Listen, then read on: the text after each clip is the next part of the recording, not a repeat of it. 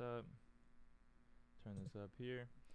All right, ladies and gentlemen, we are back with episode 21 of Zed Daily. Today, I have the head of Crimson Racing with us, Keith. How you doing, sir? I'm good. How you doing? I'm doing good, man. I'm doing good. So I wanted to start it off by asking you, how did you find Zed Run?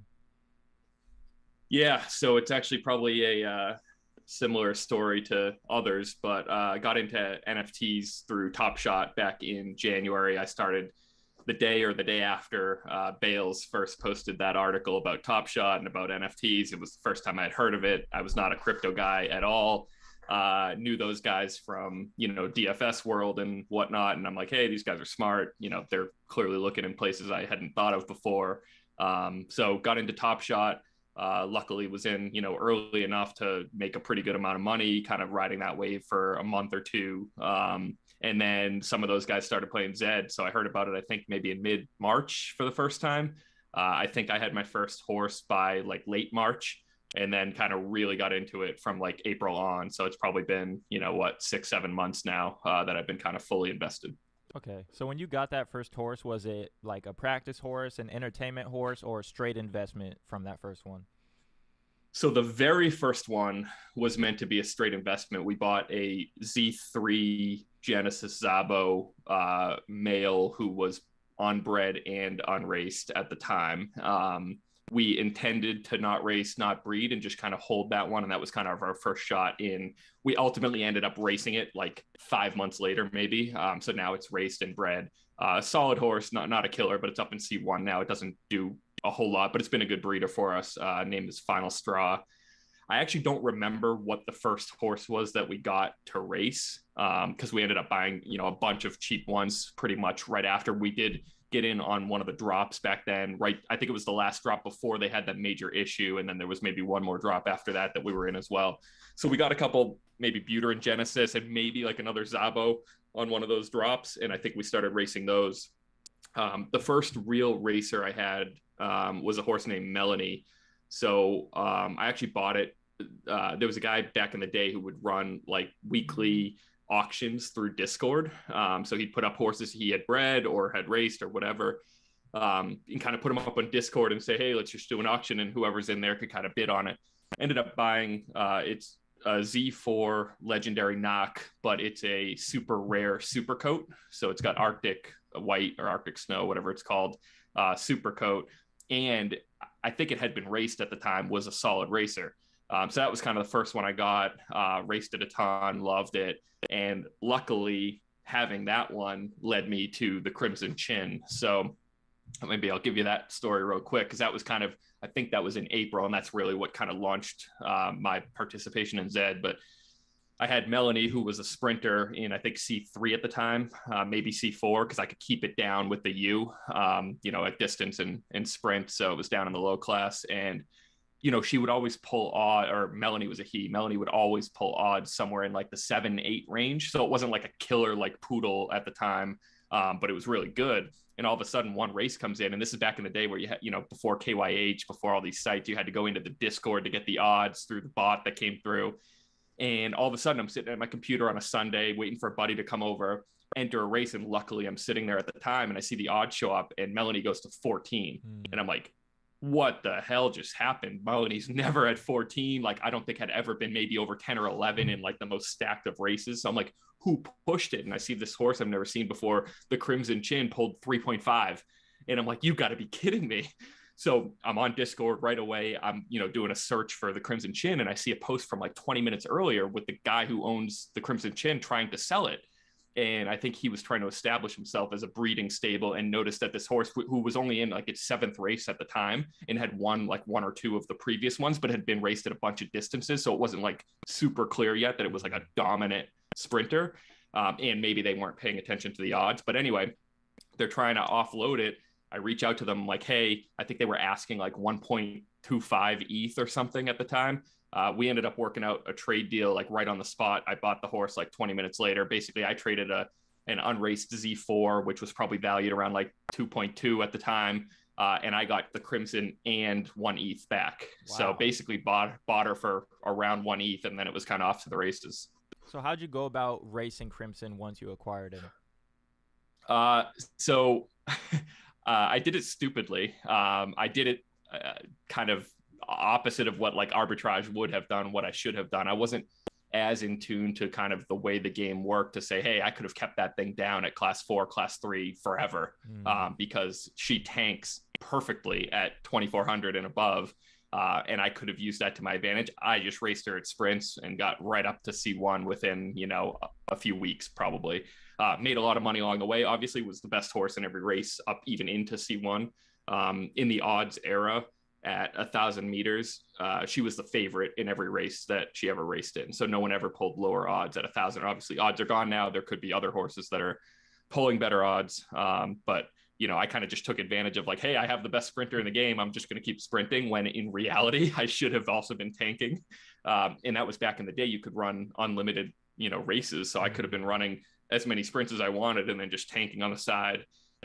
So, in hindsight, I talk to Kevin from arbitrage all the time, and he's like, dude, the profit you could have made with that horse, you would have blown out, LBJ and Princess of Power and all those horses that came along later. So that's kind of how I did it, but still worked out. Yeah. And you don't know until you know with like a U-shaped horse or a synthetic U, right? Like, right.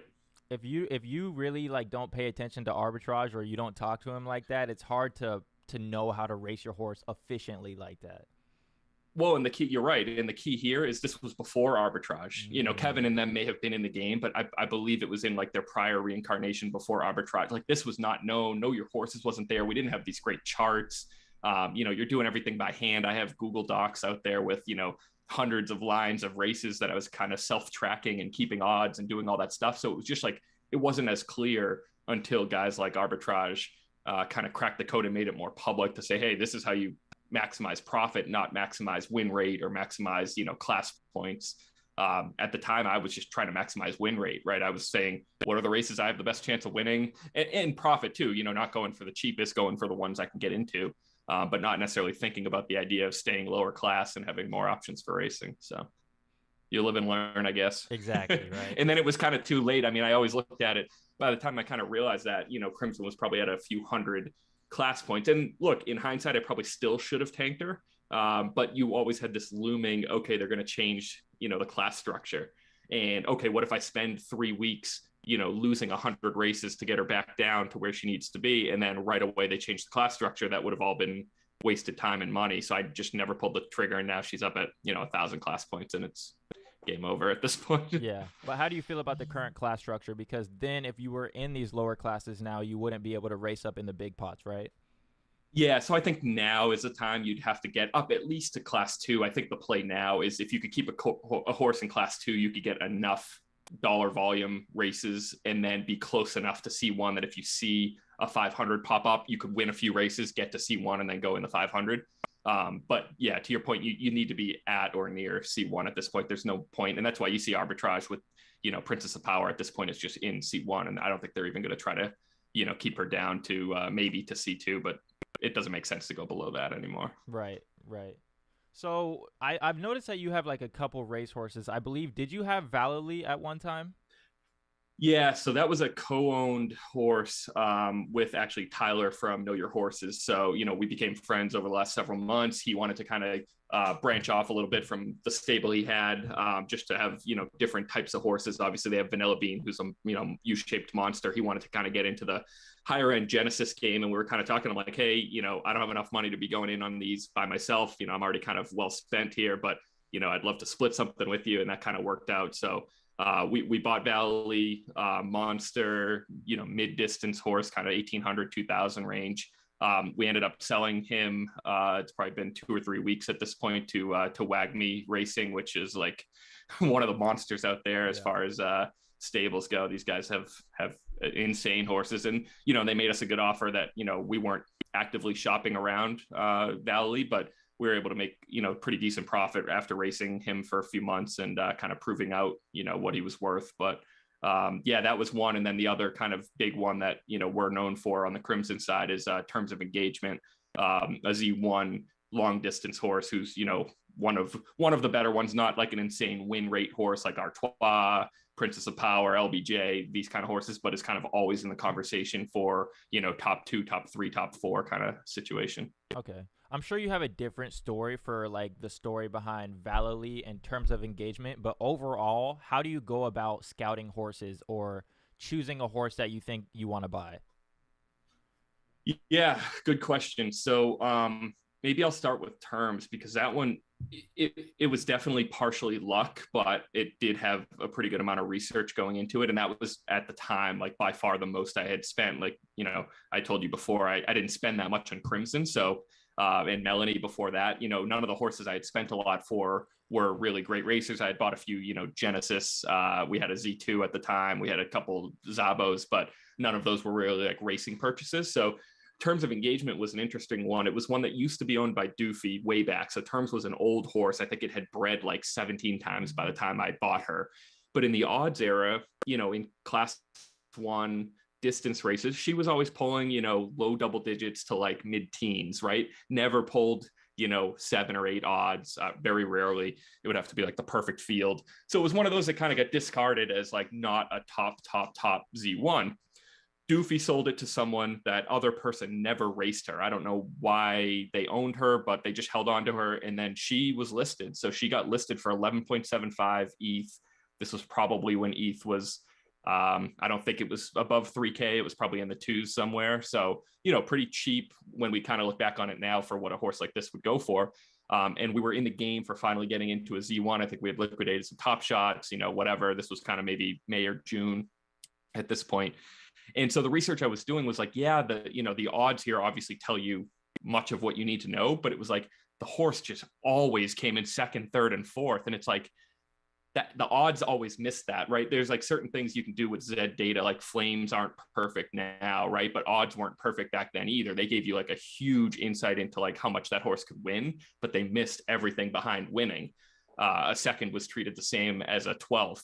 So the work I did was basically saying like, look, this is among the lower end Z1s in terms of price, and it looks like mediocre in terms of odds. But if you're going to buy one of these at this price, like you're getting maybe one of the best placers you can get out there. And so we kind of pulled the trigger there. She ended up being even better than we ever thought. The win rate has actually gone up. I don't think she was raced like perfectly back in the day. Doofy probably tested her out kind of all over the place. So we kind of honed in on like, look, we can't be doing expensive races with her early on. Like, let's just focus in on what she's good at, get that win rate up. And now it's up to, somewhere in the 15% range. And then, obviously some of these tournaments, free racing, maybe worse horses coming up into C1, maybe some algo changes along the way. But, she's capable of winning any field now and at least like placing top 3 basically anywhere. So that's been awesome for us.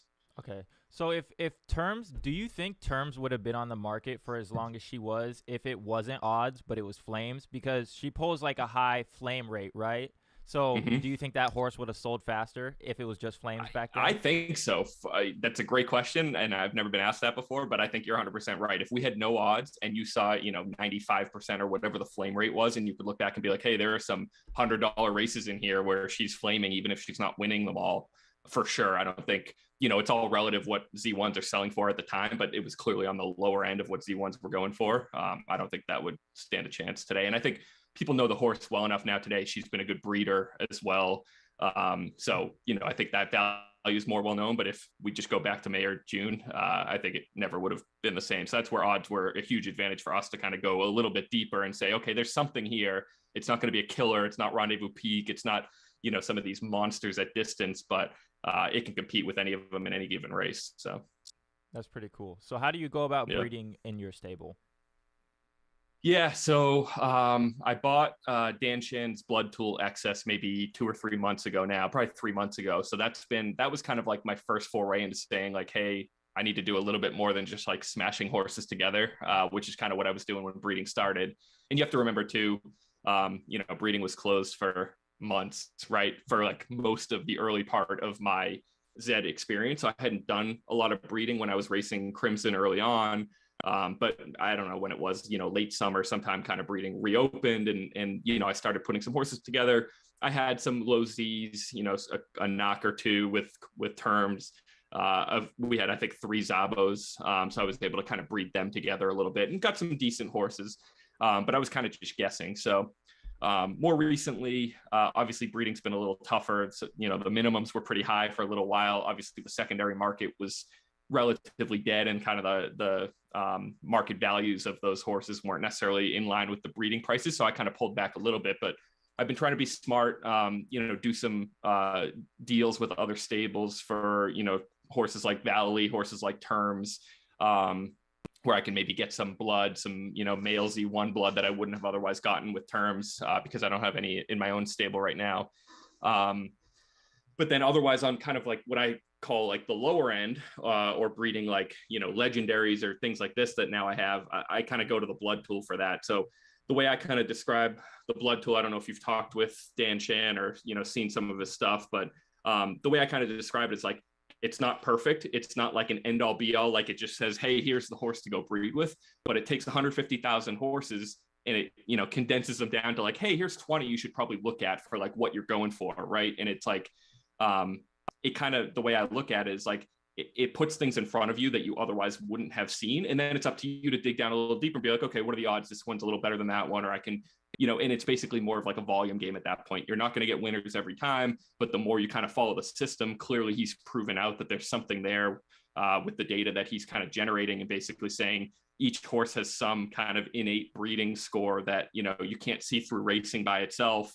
And you need to kind of look deeper and compare offspring to others, and look at the mother and the father and all of these kind of different things that you couldn't otherwise do without some big data set like he's got. So that's kind of what I've been doing more lately. Bred some decent horses. I don't have any killers that I've directly bred, but it's been probably overall profitable from a breeding standpoint for me. Do you have any like set in stone theories that other people in the community, like other people that have blood tool, may disagree with? Like, how do you breed that someone else may like think that's whack? I don't think so. I think the whole base ability thing is like pretty spot on. Like it does seem like there's, I mean, we know, number one from Zed, like variability and distance preference don't pass yet or right now from horses to offspring. So that's one thing that kind of shifted my philosophy a little bit when you look at someone like Crimson, you say, hey, she should breed monsters, but then you realize, okay, but most of, her advantage is distance preference, which right now we think doesn't pass through. Although Crimson's last 2 kids, both with Legally Challenged, another great sprinting horse, have actually been really good. So we might keep testing that. Maybe something's changed there, but otherwise, I think I'm pretty down the middle. I believe in what Dan Chan's doing. I think he's got the data to prove it. I've had good enough success there. I think what some of the other guys, talk about with base ability, like that makes some sense too. And I think that's kind of connected to what Dan's doing as well. So I don't think I'm really off the beaten path with any of that stuff. I'm kind of focused there, and I'm really just trying to be selective. I don't think, right now, throwing a ton of glue together just to breed new horses, especially for a stable, that's getting as big as mine. It's harder to maintain. It's harder to sell the horses if you want to kind of cleanse your stable a little bit. So for me, breeding 10 horses a month or 15 horses a month probably just doesn't make sense. I'm going to pick kind of my best Genesis, maybe a few legendaries, do some testing.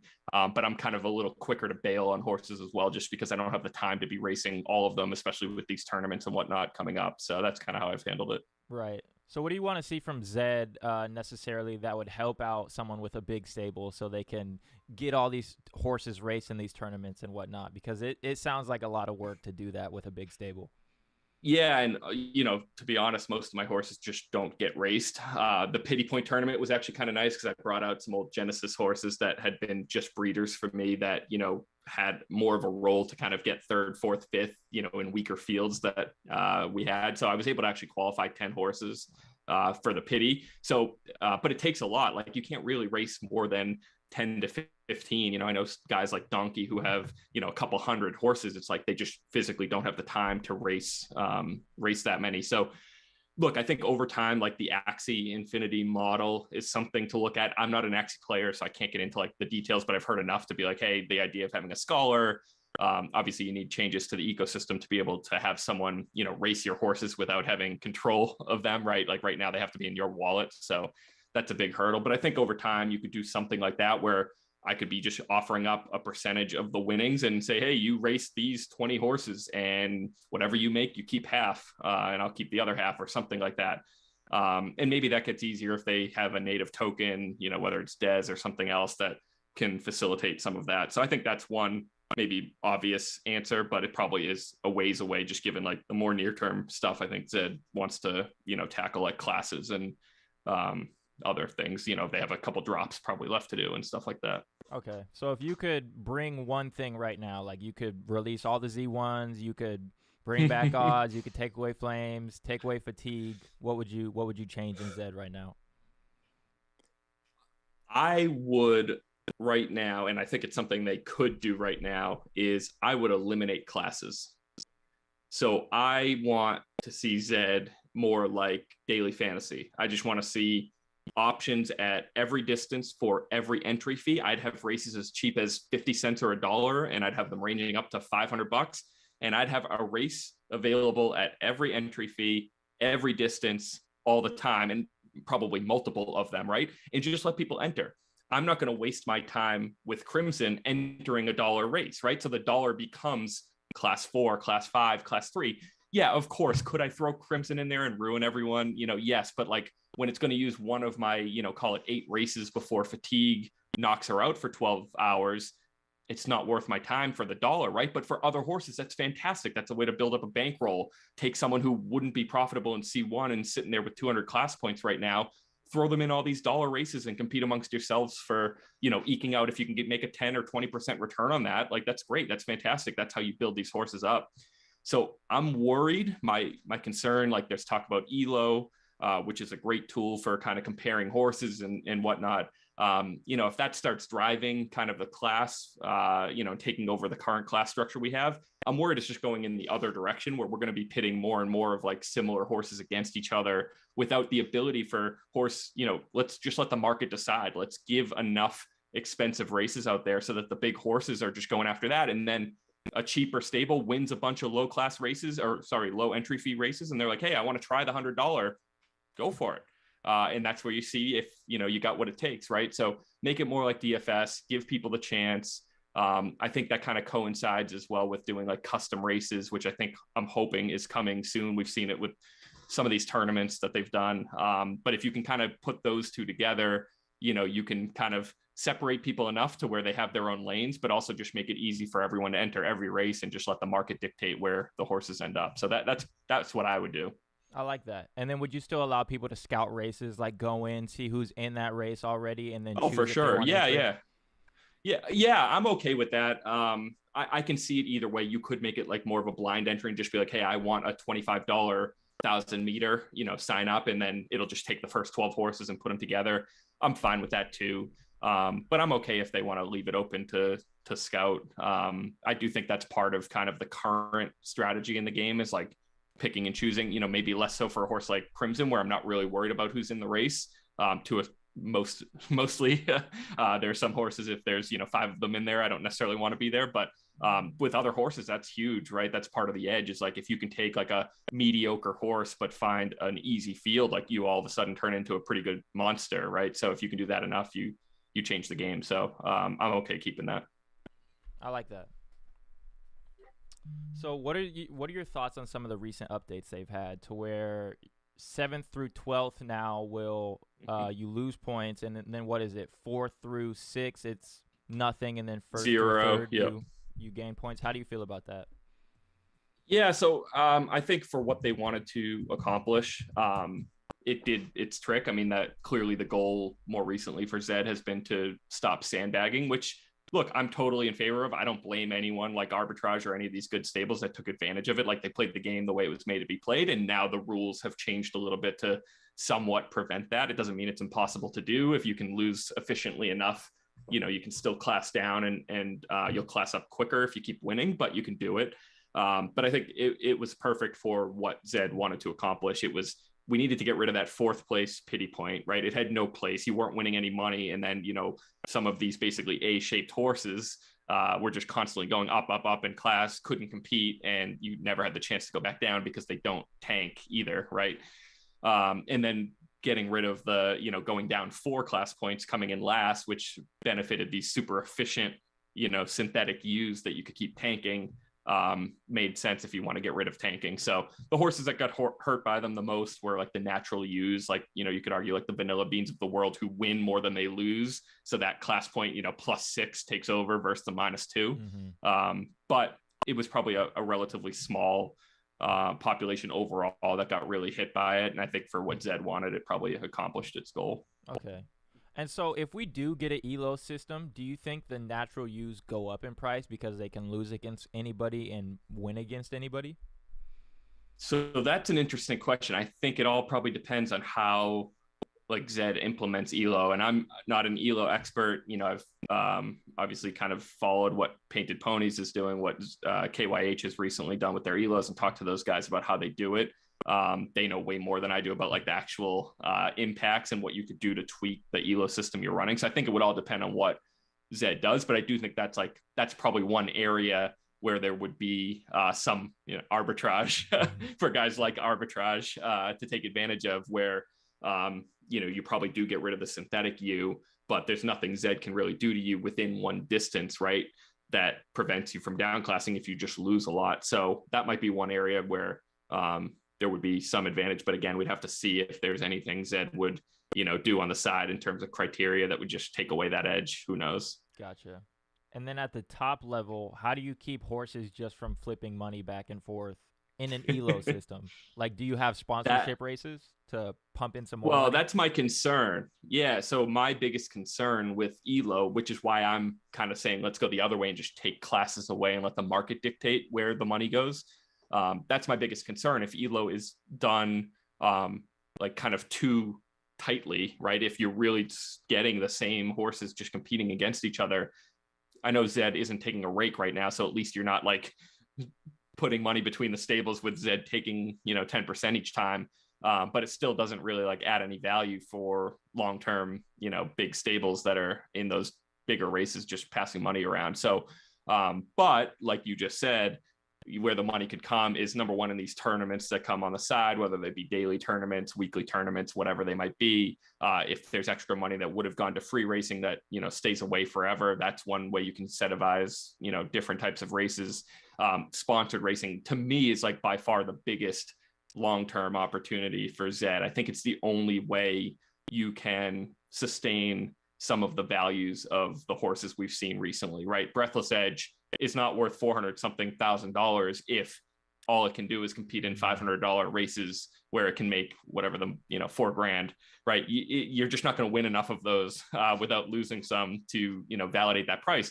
But if you have a Netflix race every week and you can win one every month and you can all of a sudden win 40 grand, that's where you can validate that price, right? So I know people complain about, hey, these Netflix races, which are the only 2 we've had so far, cater to the big horses. And yeah, I mean, that's true. But I think you have to realize that also buoys the entire ecosystem. You need Z1s to be worth 100 grand, hopefully one day $1 million, if you want your Z37 to have any value, right? It just needs to work that way. You can't have all these horses equal because then no one's worth anything. So I think people need to understand like these sponsored tournaments, and you could bring in a sponsored tournament and say, hey, Z50 plus only, the prize pool is going to be a lot smaller, right? For a sponsor, that's not the eyeballs that you're necessarily looking for, but it can happen. So I think we need to think beyond kind of these first 1 or 2 races. And to me, that's a huge opportunity. I know Zed's working on it. Like they've been very clear that, hey, these Netflix races are only the beginning. And I think that's great.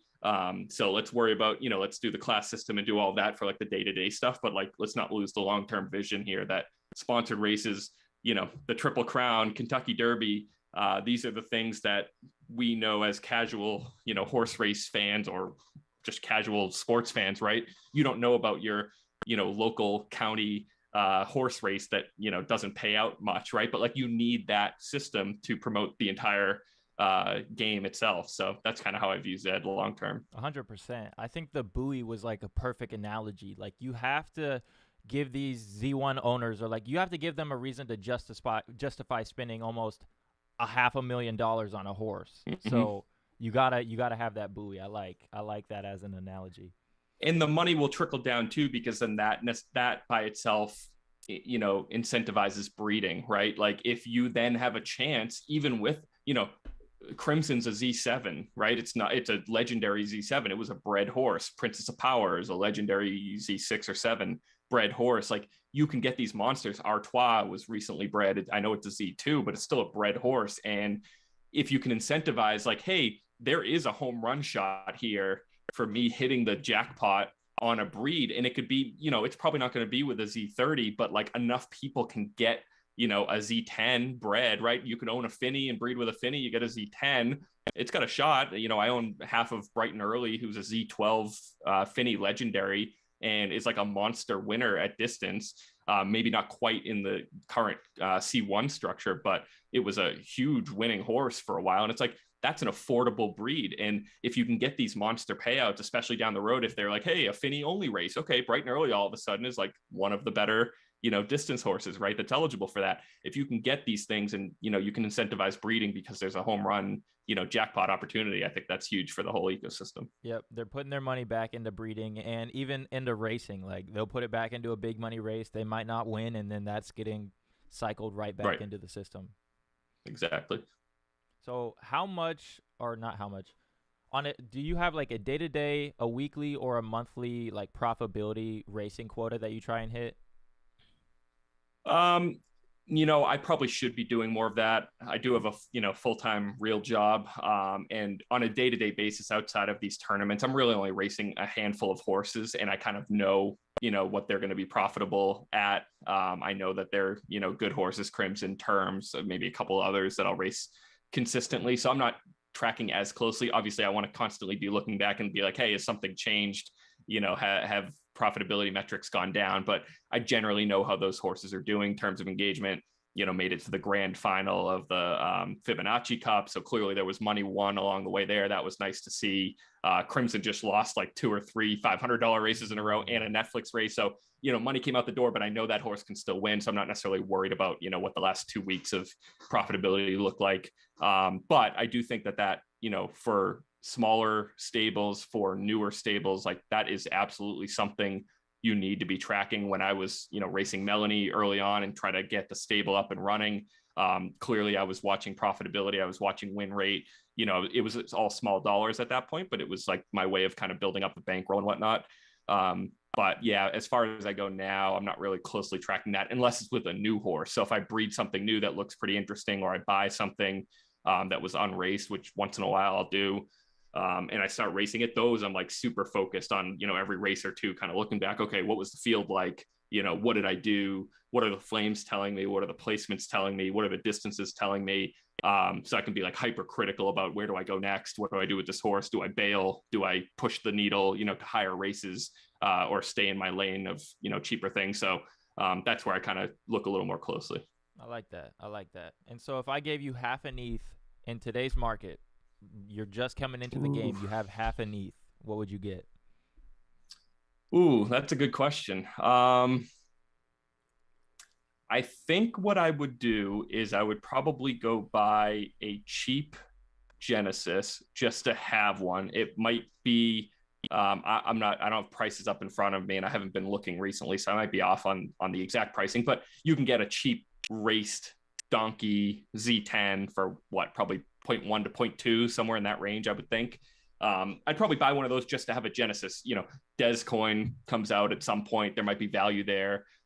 Over time, I think, let's say Zed survives and we're all doing well 3 years from now, like Genesis are going to be like 1% of the horse population. So even a Z10 to me has like monster value there, even if it's just for breeding with, if we have 1 million users, they need to breed with something. There's 33,000 or 38,000 Genesis. So I think I would own one of those, even if it's not going to be something to race. And then I would probably take the rest of that money to try to just be super diligent, looking for like a low class racer that you can just kind of grind a profit out of, and then kind of look at that as like your stepping stone to then, okay, add another one and slowly hopefully build up a bankroll that way. I like that. That's smart. You took like the racing approach to build up a bankroll. A lot of people, myself included, I'd spend most of my bankroll on the horses. I like that you'd get like a racer and then build it up from there to go get something else. That's just more in my opinion, the fun way, right? Like, I mean, the other option is like go buy one or two, unraced, unbred Genesis and keep them as investments. But then you're not really playing the game, right? At that point, they're just another NFT for you. Because then if you race them, you're taking a huge risk that you just hurt your bankroll in the meantime. But I do like the idea of getting at least one to kind of hold as an investment and then have fun playing the game. Because I think you can't really get into Zed and love it if you're not playing the game. Right. Now, playing the game could be breeding. It might not be racing the way I race or someone else's races, but I think you have to kind of be in there learning, getting more comfortable. Then maybe you can bring some more money in, because that's how kind of we started. It was like very slowly and surely, and we're taking money out of Top Shot. And we're slowly building out the stable before we did really any big purchases. I think you need to get the comfort by just being in there every day. I like that. So let's say I'm a DAO and I come up to you. How much would you sell me your stable for? Your whole stable for in Ethereum? Ooh. How much would you liquidate for? Oh man, in Ethereum. Mm-hmm. Oh, put me on the spot for that one. Now I'm gonna get people coming at me trying to buy Crimson. I don't know. There's a price for everything, so I'm not one of those guys that's like I wouldn't sell for less than $10 million. I don't think that's necessarily right. I'd take the money and just buy more horses. So I don't know. It would have to be somewhere in the. It'd have to be like at least 200 ETH, I think. I like it. Because I have a couple Z1s. I own half of a third Z1. Obviously, Crimson has some value. I got a bunch of Genesis. So it's not like 50 ETH because I think like terms of engagement is probably worth something like that. So if you kind of add them up, you're probably getting closer to that, I don't know, 200 numbers. Arbitrary, but that's probably the ballpark of where you start to consider it. That's not bad. How much did you say initially invested? So I have a partner, so I own 50% of Crimson Racing. My partner is just silent. He doesn't do any of the racing. I do everything, make all the decisions, but we both had some top shots together and we kind of rolled basically our entire bankroll for Zed came from Top Shots. Then we bought an ape at like 0.4, nice. Sold it for, unfortunately we sold it for like 11 or something. And like 2 days later, it would have been 30. Ooh. It was like right at that, like at the beginning of the massive run, but we turned it around and bought a Z1. But we had like an ape, a cat, a dog, and a rat. And we sold all of them for like, 16 maybe. And that was kind of like what propelled us to buy a Z1. And that really gave us a bunch of bankrolls. So, all in with money into Zed. Honestly, I have the number somewhere, but we made a good amount on Top Shot. It was probably in the ballpark of like we've put 100K in, okay. Maybe total, but it was over like many months of just like slowly buying more things. But it was mostly just like money we had already had in Top Shot. We were able to sell like a LeBron James early on for like 70 grand. So that was like a huge gain for us. So, whoa. Yeah. How much? So we got lucky. We're playing with house money. How much, what was the serial number max on that LeBron? So it was one of it was a Deck the Hoops. I think it was like 80 or something. It was one of the legendaries in like the early season 2. It was actually one of like the very last like big sales in February. Cause I think then the market kind of like tanked. So we got super lucky on the timing there, but that was a pretty big flip for us. So yeah, I forgot to ask you this, but like, what does your family think about, well, one, Top Shot and horses when you're telling them you're selling this stuff for that much money? I mostly keep it to myself. I mean, my wife knows what's going on, knows there's a lot of money, but knows it was mostly just kind of like play money in the beginning that kind of worked out. And we're just kind of going for the home run shot here. She thinks I'm crazy doing this and racing digital horses and, being so enthralled in it. But ultimately, she doesn't care. I don't let it impact my, I have 2 young kids, a 1-year-old, a 4-year-old. So, outside of my day job and Zed, they are what I'm focusing on. I try to make sure I'm at least present and, do Zed at night and, during the work day if I have a few minutes. But yeah, she thinks it's stupid and crazy, but it's my hobby. So you gotta be a little bit if crazy. It wasn't this, it would have been more like I've kind of taken time out of like doing DFS and all that stuff. Like that has clearly declined for me, and Zed has kind of taken over a little bit. So I'm doing less DraftKings and all that stuff. So to me, I would have been doing something with it. I'm a huge sports guy, I don't want to say huge gambler, like, I don't do a ton, but like huge, sports betting kind of DFS kind of guy. So I've probably taken more share from that, focusing on Zed. You think that's where they need to be marketing to? Because me too, personally, I'm not big DFS because online gambling's illegal here, but I don't care about my fantasy football at all since I found Zed. Yeah. So how do we make it easier for those people to get into this game? I think the big hurdle is going to be for a while just this idea of the blockchain and needing to have a MetaMask and Ethereum. Like that's a huge hurdle, even for like young, somewhat tech people. I'm 34. I had never owned crypto before this. I still don't really invest in it. I have some ETH, but it's really just to hold around for racing and buying horses. So I think that's still like a huge hurdle when you think about like the millions of people doing DFS, like how few of them actually know how to work a MetaMask. We all think it's like second nature now because we've been doing it, but I would argue it's less than 10%. And I think like that's the opportunity. You have 60, 70-year-olds playing regular fantasy football. They're not doing this, right? So to me, like maybe that comes with time, as like the internet was a hard thing for people to understand, 20 years ago. Crypto might take 10 or 20 years to get there, and it's going to start young and kind of work its way up, but I think that's like by far the biggest hurdle for all of this. Okay, cool. Last question, since you got to get out of here. If you could own one horse, any horse in the game, what horse and why? Ooh, I think people would probably go toward Billions as the obvious one, but I'll go in a different direction. If I can own one horse, I have a few that I want to own. I'll give our boys over at Good Boy Racing a shout out. I think Third Head is one of them that I'd love to own. I think that horse can kind of win any field. It's got a ton of distances it can run. So that one would be super fun to own. But there's a ton. I mean, like to go more on the breeding side, like I'm close with Donkey Teeth, who owns Diamond Hand Stable. Like Publisher, Unyielding, some of those Z1s are just like Unyielding's a monster breeder. So like that's a cash cow forever, even if he never races that thing again. So there's a ton of directions to go, but I guess on the spot, maybe Third Head would be the one. I think that would be super fun. Not Sentinel? I'm just playing. Where is Sentinel, No, Sentinel's a pain in my ass right now. Sentinel would be one of them, but that's the one horse that, I haven't maybe said this on the record yet, but that horse is better than Crimson, I think, at sprints. Damn. And that's probably the only one I would say that for. So that one's been a pain in my ass since it burst onto the scene, but who knows what's going on there. So we can leave that for another time. That's funny, man. Cool. People can follow you at KKirk55 on Twitter. And then you have a show coming up with Zook. Do you want to talk about that and where they can watch it at? Yeah, so partnered with Zook, that who most people know over at Pony Plug. We actually did our first show Monday night. We're going to be targeting Monday night 7:30 Eastern at night to hopefully get done kind of before Monday Night Football. Do it kind of an hour-long show. We don't have a name yet. We're thinking Monday Night Zed or something basic like that, but kind of take maybe half the show to talk about current events, weekly updates, things, whether it be tournaments or whatever came up in Zed that week. And then we really want to focus on maybe like half the show having people submit newly bred horses that they bred the prior week. And then we kind of look at them by ourselves and kind of vote on them, show them to the world. Because I think that's one area where,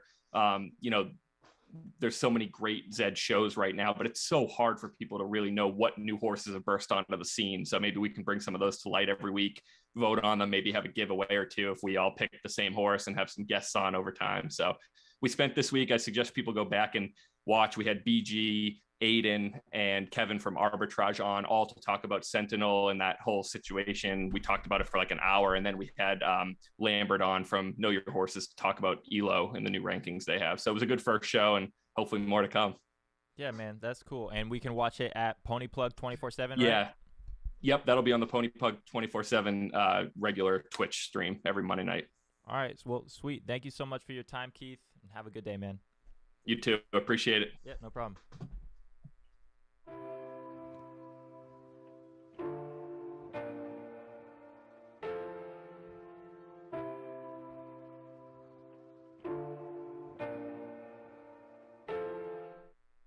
All right, let's hop in some races. Shout out to Crimson Racing for the interview. Thank you, sir. Very much appreciated. Oh, did I lose another race, dude? I'm down bad. Unless it's about it. I think I lost this race. 1,600 meters. Ay, caramba. Come on, cousin. 8th place? What's the deal? We're down to $16 right now. 16, 18, 2. We'll hop in this 1600 meter right here. We'll take gate 10. We got Jumbo in here. Uh-oh. Uh-oh. What's good, chat? How you guys doing? That's where Dez comes in. Buy Dez with your credit card and Zed and buy Breed Race. I like that. So you could probably like buy it off an exchange or something. You're saying like have Dez on whatchamacallit, like an exchange, and then you can just go buy Dez off the exchange and roll from there. What's up, Retro? What up, Bot Lady? What's good, everybody? What up, Genesis? I'm tired. How's everybody feel about the comms today? I woke up to some madness. It was madness in the Discord. I don't know when it's not madness, but it was madness. Everybody was tripping.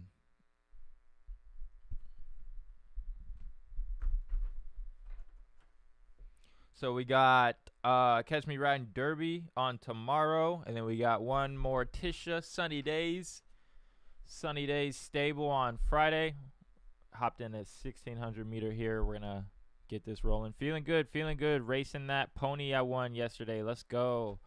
I don't trip. No tripping around here. What was the name of that horse again? It was let me go look.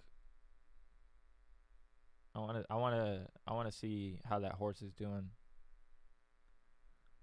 Storming Legend.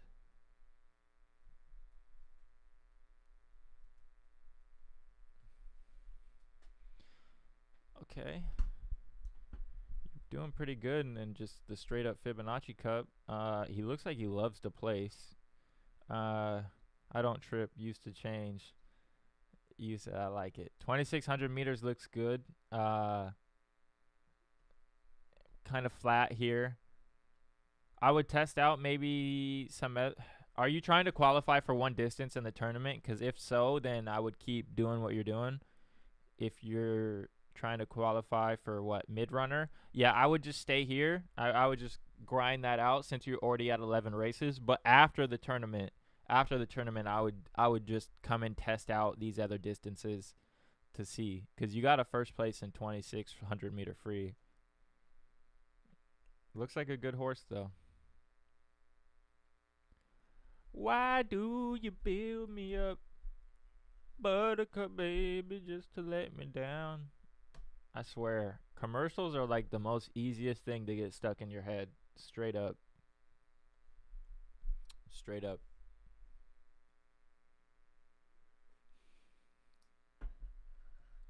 We were on stable duels last night. We had a good competition against Catch Me Riding Derby. Diamonds pulled out some dubs. I think he pulled out like 2 dubs or something like that. Thanks, yes. I'm trying the tourney and then gonna just see what I have after. Yeah. Yep, just ride with that. And then afterwards, see what you got. But you look like you're doing pretty good in the tournament. Keep it up. Just keep doing what you're doing. GG last night. Thank you. I appreciate it. It's all the horse. I can take no credit for anything in this game. All I do is click a button, and then it's all up to the horse, you know? It's all luck. We'll probably hop in a couple races. If we can win this race, we'll run it back a little bit more. If not, we're going to have to hop in some $2 or some free races. We're broke around here. I got you, Main Mac. I got you. We are broke, straight up. Yeah, smacking last night, LOL. Nice going. Thank you. All diamonds, man. All diamonds. Just like I said last night, you know, it's a U-shaped horse.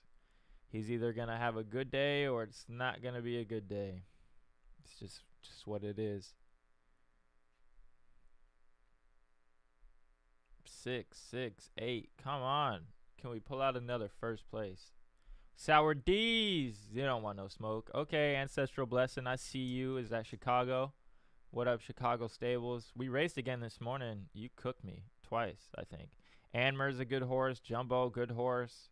We got some big dogs in here. Avon, oof. I'm in the field of death for Marathon A, I'm pretty sure. Let me see. I'll go check out the marathons right now. Or I'll just go look at the tournaments real quick. Oh, they run in 10 minutes. Do you guys want me to... Jeez. Yo, Zombie, you guys... If Zombie's in here, you guys are some thugs for streaming this whole last thing. I can do this if you guys want me to. I'll stay on, and I'm not going to be here all day because that's 2.5 hours, 2 hours from now. But we can watch these if you guys want to watch them. I'm in Group 2. Yeah. We'll watch them on stream. Group 1 is so soft. Ooh, people are going to be hot when this horse wins. People are going to be so pissed when Milk Bar wins. He's about to be profitable with his horse again. Watch.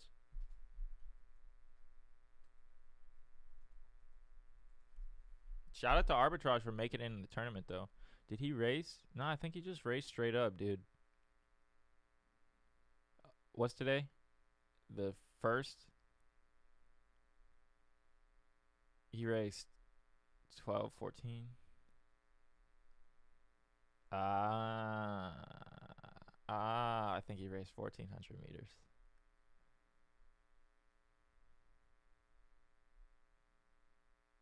Huh.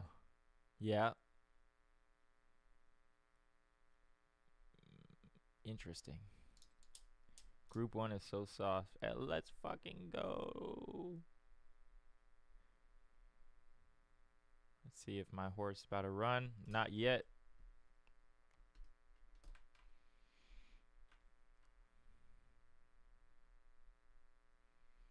I can look at your horses if you want in the meantime, if anybody wants me to look at their horse. If not, we'll just kick it. We'll watch some tournament races. Huh? How? What? What? What just happened? I had like $6 in here. And I didn't win a race.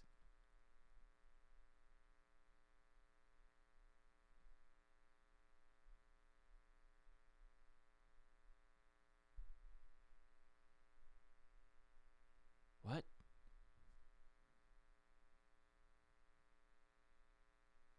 Am I tweaking?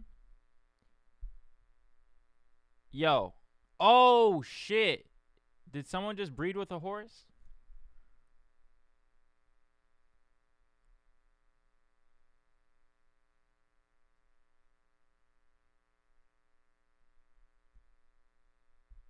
Who sent me that?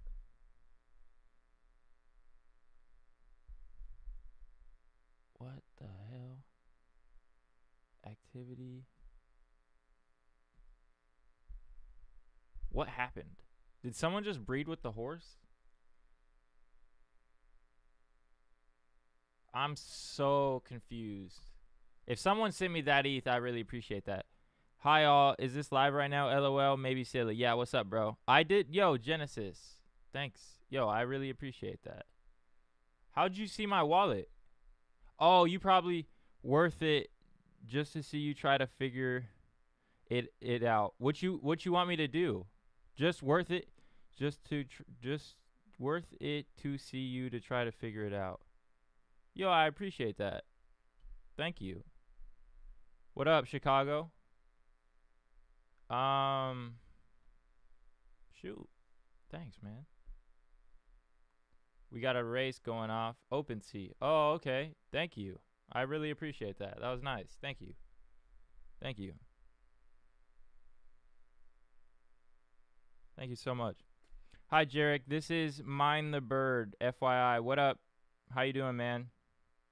Yo, thank you so much. What up, Dallas, Texan? Yo, Jarek. You have been killing the interviews game. Keep it up. Thank you, man. Thank you. I appreciate it. I'm just playing my part, you know? If it gives you guys some good information, then that's good. I learned a lot, too. I won a $25 race earlier. Got to share the wealth. Thank you so much. I appreciate that. Thank you. I really appreciate that. That means a lot. All right, we'll hop in some races. I appreciate you.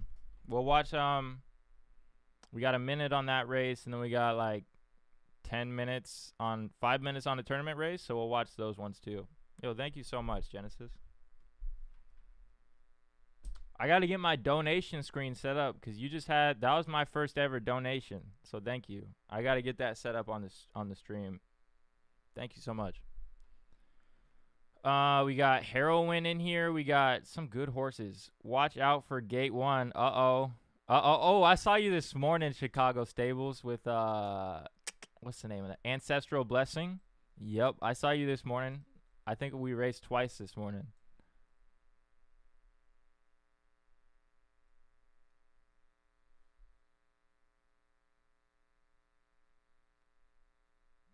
All right, here we go. I'll probably keep the music off unless you guys want it on, but I'm sure everybody here has heard the music a million times, so we'll just keep it off for right now. 3, 2, 1. Here we go. Okay. Let me close some of these extra windows so it's not as laggy. I'll close OpenSea. I'll close Nifty. We got to keep Nifty's open. Actually, no, we don't. We can close it. All right. We'll go side view. This is like my favorite view right here so you can see. Watch out for Gate 1. Uh-oh. Ancestral Blessing. Coming to get the smoke. We got Jumbo in here. We got some big dogs in here. Sour D's over here. That's from High Horse Stables. Anmer is a good horse. We'll see who pulls it out. 900 meters to go.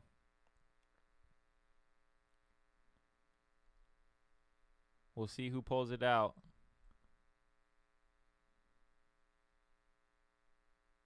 Immortal in the lead right now. There goes Midnight Fever with a kick. Can anybody catch? We'll turn off show positions. Diamonds and Jumbo falling back. Doing their thing. Can we kick, bud? You want to get 12th today? You feel like getting 12th? Yeah, he's not kicking. Look at him. He's just chilling right here. Come on, buddy. Here comes Jumbo. Uh-oh, Jumbo. Midnight Fever is going to take this unless Jumbo catches. Nope, it's going to be all Midnight Fever.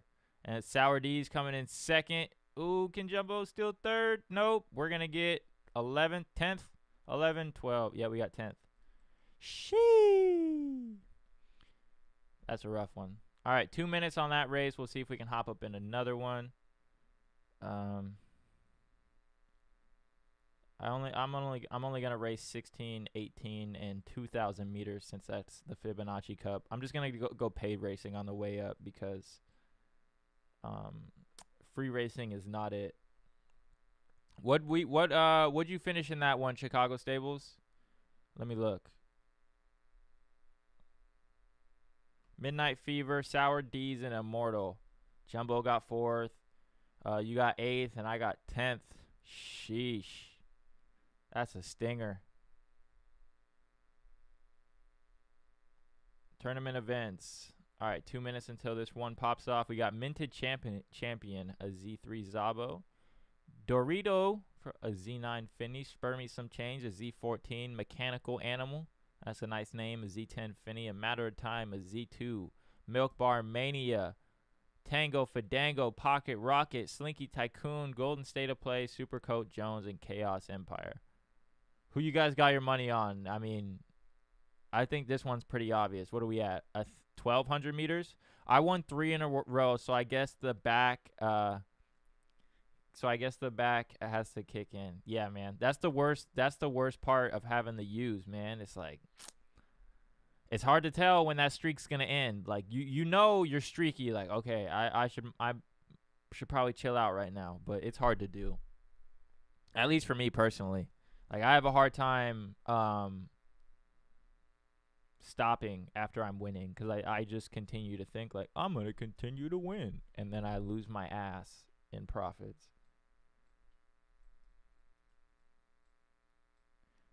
Genesis, what's your stable? What's your stable on in Zed Run?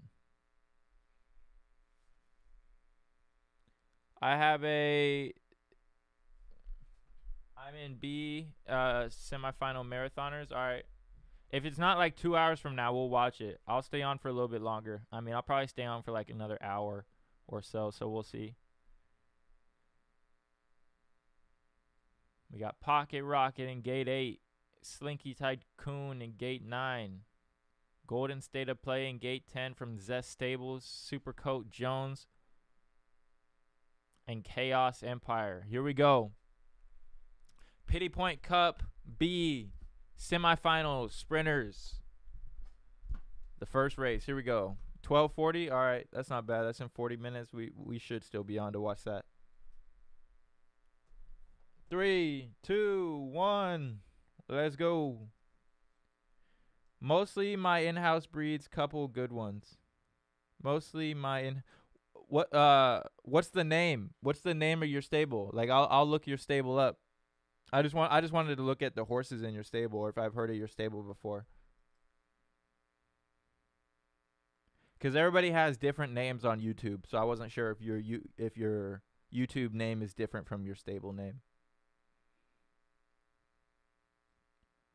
Okay, we'll go side camera. I'm taking Milk Bar Mania. If Milk Bar Mania doesn't get this one, ooh, linked it. Look it up. Okay, I linked it. Here, hold on. Oh, Genesis horses. Okay, cool. I'll look it up. Here we go. All right, let's see if Milk Bar Mania gets a kick. There goes Mechanical Animal. Milk Bar Mania. There goes the kick. 200 meters to go. Milk Bar Mania might win this. Definitely going to win this. Oh, maybe not. Second place. And who got third? Minted Champion. A matter of time, Milk Bar Mania and Minted Champion. Let's go look and we'll see. What were these horses? A Z2, Wag Me, Arbitrage, and High Voltage. Oh, some big stables right there. Those some big stables. Next one runs in 3 minutes. Okay, Genesis horses.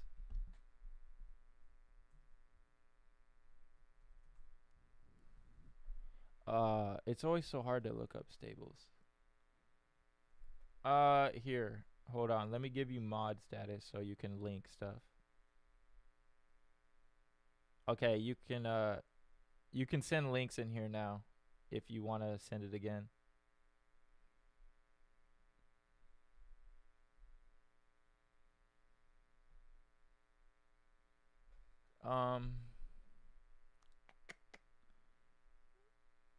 The horse named Genesis. Oh, okay.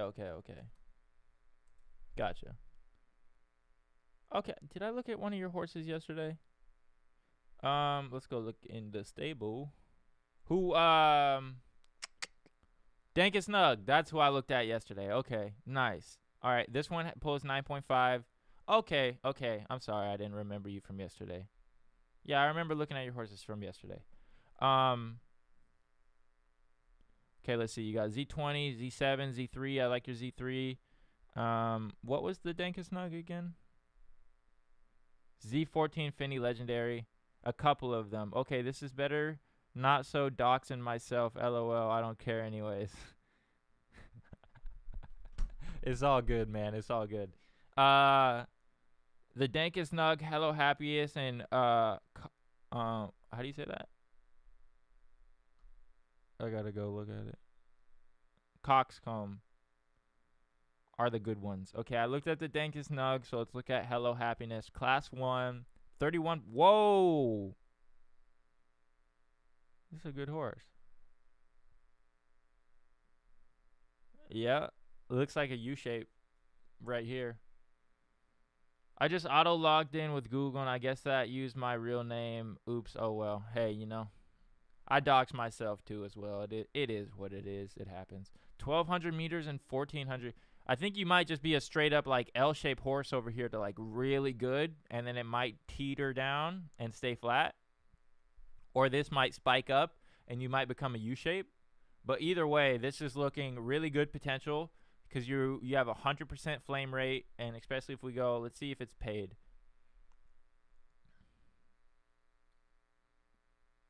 Okay, so no paid racing. Definitely going to be a U-shape, in my opinion, in 1,400 meters, especially if this is class. Yeah, this is class 1, 1,400 meters. This horse looks like a U-shape at that distance.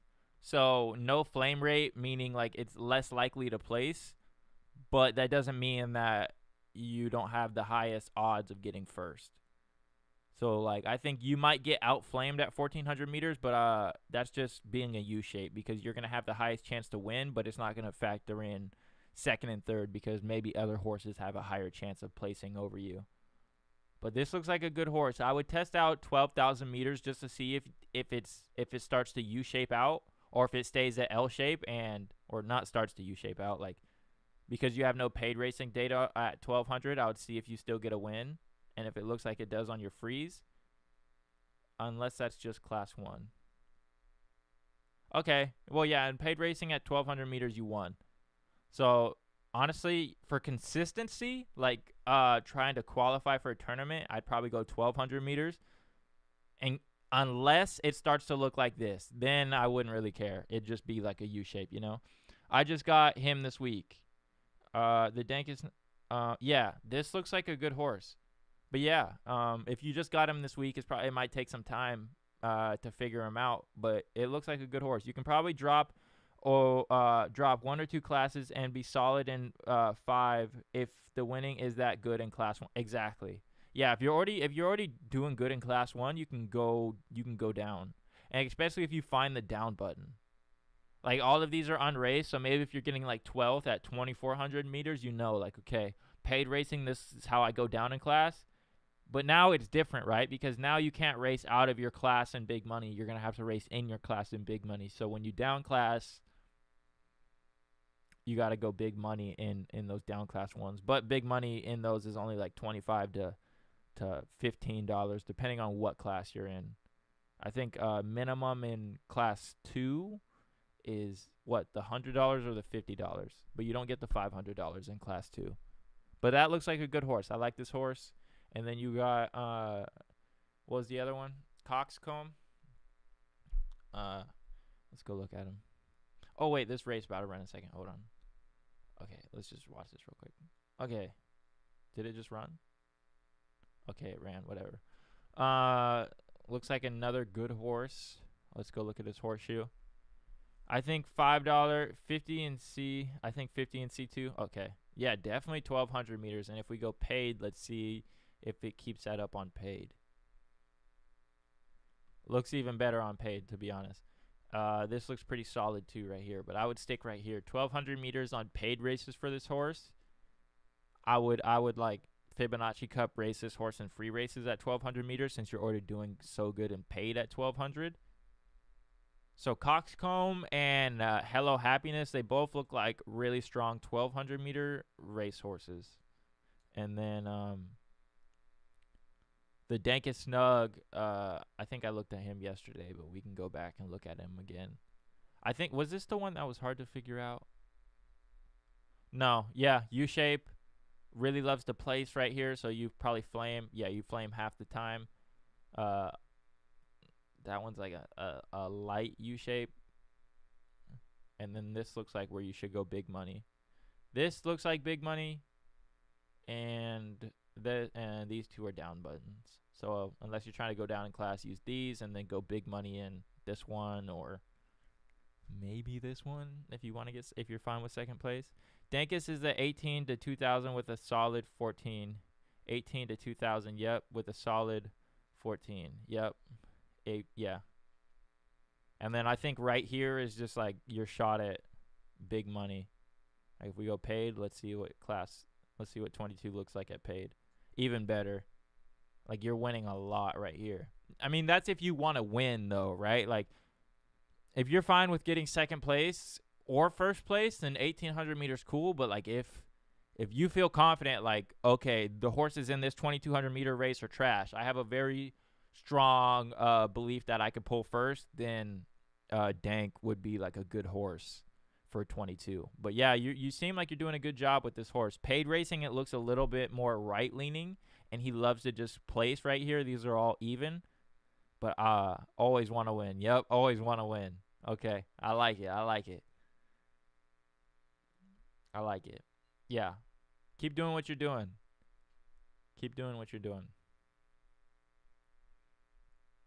Let's see if we can get. All right, we got 30 seconds till that one hops off. See if we can hop up in another one here. Did that 1600 meter fill? No, it didn't. 6.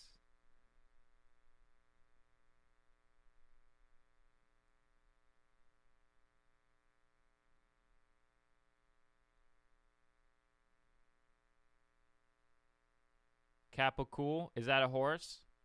Is that a horse, bot lady? I'll look at it after this race. So we got Trojan Tears, Lanhro, and Big and Tiny from Zombie Racing. I think Big and Tiny is the only horse I've heard of. 12,000 meter. I'll look at Kappa Cool after this race. Man, it's going to be halfway over by the time this thing freaking loads.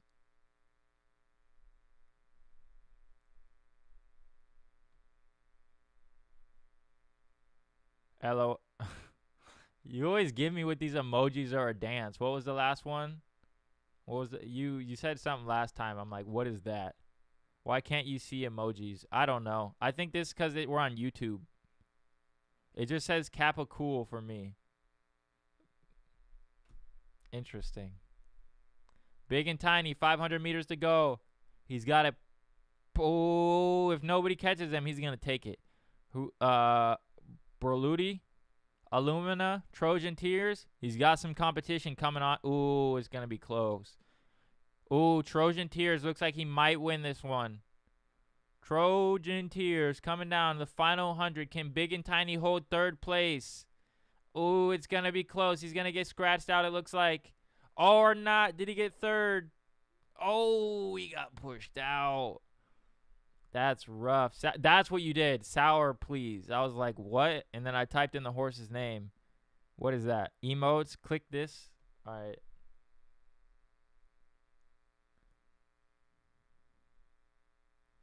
I clicked it twice. Oh, okay.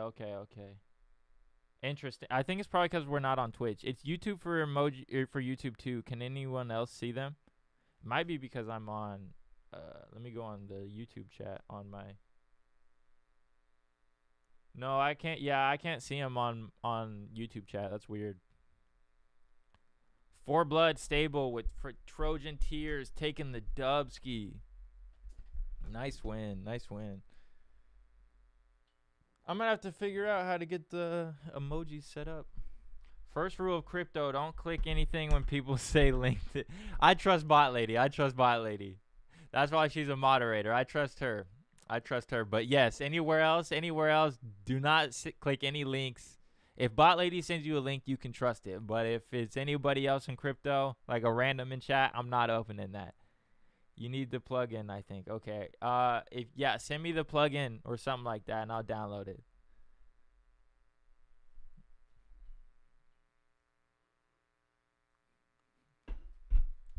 I don't think bot lady's gonna try and hack me. I hope not. But yes, in crypto, do not open anything, any links anybody sends you. This is the Wild West. 9 out of 10 times, someone's trying to steal your money in this space.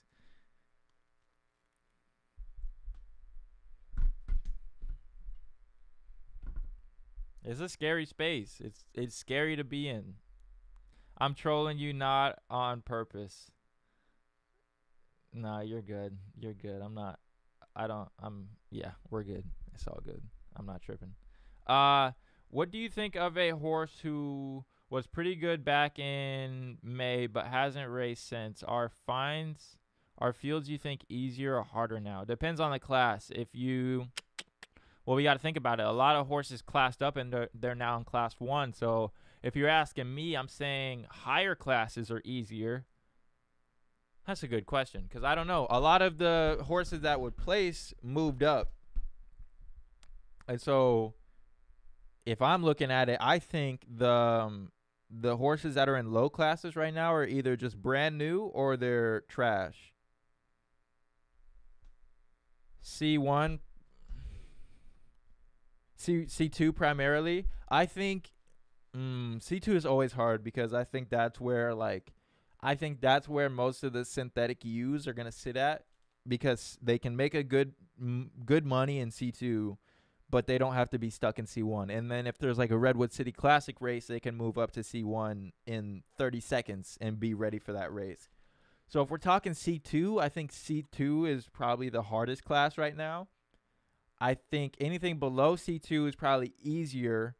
I think C2 is the hardest, and I think a lot of people are stuck in C1, which is making C1 pretty light right now. At least for people that have good C1 horses, like we're racing against people that shouldn't be here. Yeah, 4 seconds till this race hops off. Tournament race in 1 minute. Let's watch it. I got you. This is it right here. 1,200 meter race. Boeing. I'm going with Boeing's Peak. Who you guys got? Can we stop lagging, please, Zed? What in the world? Papa Dong? Papa Dong. That's a good name. All right, we'll turn that off. We'll turn show positions off, and we'll just see. We'll just let it ride. No looking at the leaderboards. You got to watch the horses. Sea-Dog and Papa Dong in first. Who's going to kick? Come on, Boeing's Peak. Let's go, buddy. Go, buddy. Boeing. Do it for Seattle. Do it for the Northwest. Oh, it's going to be close. He's going to get caught. He's going to get caught. Here comes Tax Cut. And, yep, that's a hell of a name. Oh, can he hold? Go, bud. Oh, no. That's a rough one. I feel bad for whoever owns Boeing Peak. I'm sorry, dude. Wall Street, Bulls, Open Sea, NFT, Stables. That was a photo finish. Yup, Muddy Puddles and Alinsky. Wow. That's a rough one. That's a rough one. I know how it feels. I lost in the first round of the last tournament. I know how it feels. It doesn't feel good. Doesn't feel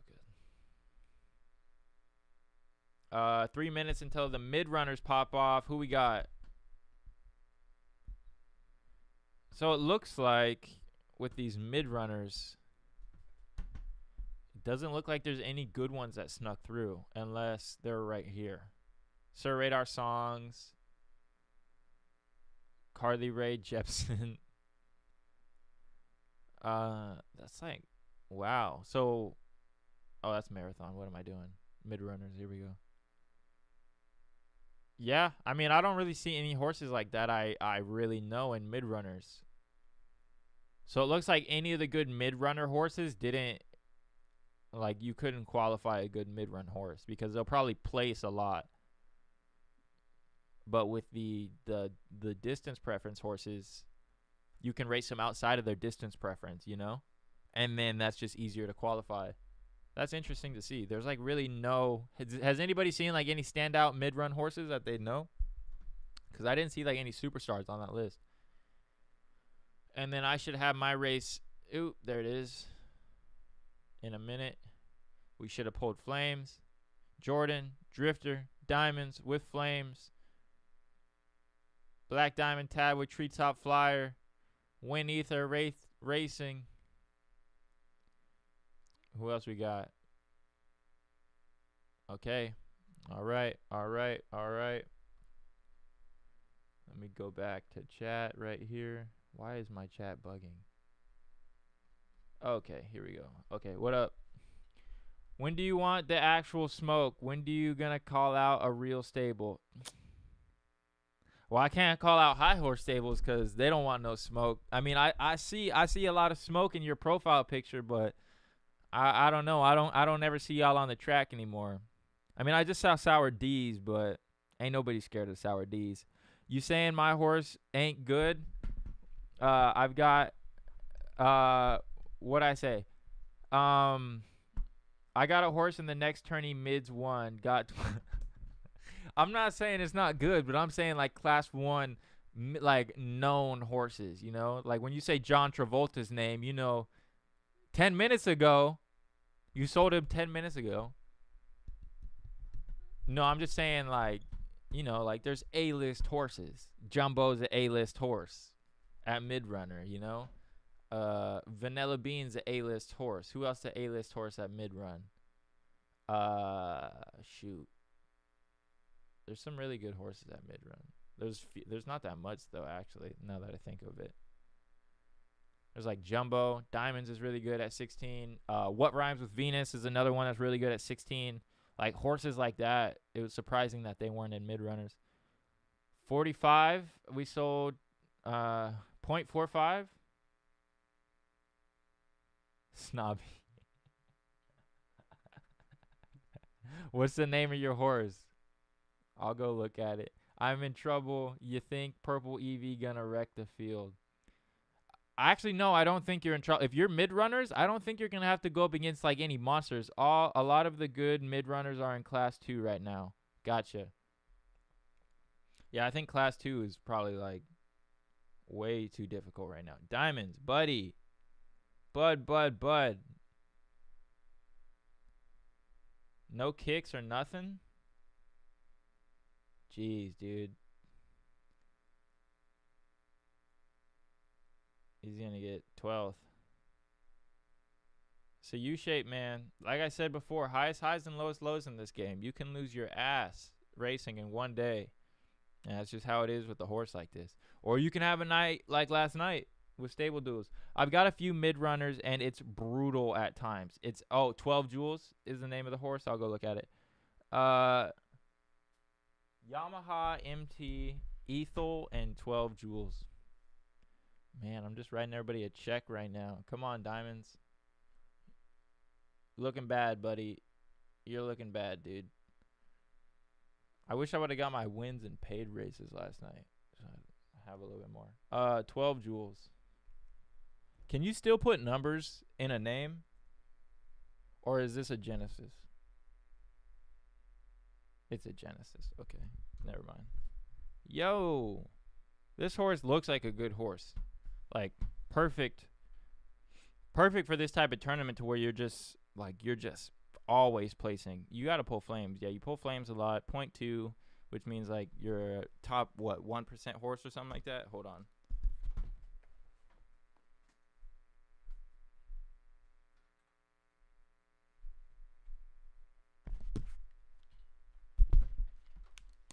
I had to turn off the heater. It's too damn hot in here. Yo, yeah, I mean, you look pretty well set for this tournament. This horse loves to just place, though. He loves to place. He likes winning at 1,400 more. I like that, but he likes second place more at 1,600. That's interesting. You got 69 races. Let me go check out your comp. Let's just look from here, actually. Pity point, you run at 1020, which is right fucking now. Holy shit. Hold on. Is this it right here? EV. Fuck, did I miss it? Did I miss it? No way I missed it. Fuck. My bad. Oh, you got third. God damn it, dude. My bad. I didn't know it was running right there. I got to pay more attention. This is my first time watching these. Damn, you got third too. Damn, I didn't know it was running right then. That's on me. Here, we'll watch it though for you. Damn, what the hell? Okay, when's this next one pop off so I know? Okay, we got... I don't want to see results. I want to see next to run. Okay, we got a minute and a half. We'll watch this race.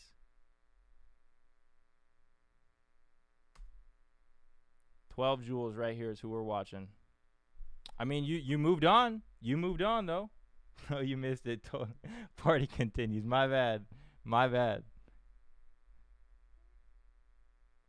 My fault. We'll watch it. You got third, though. You got third. You're moving on. Let's watch this.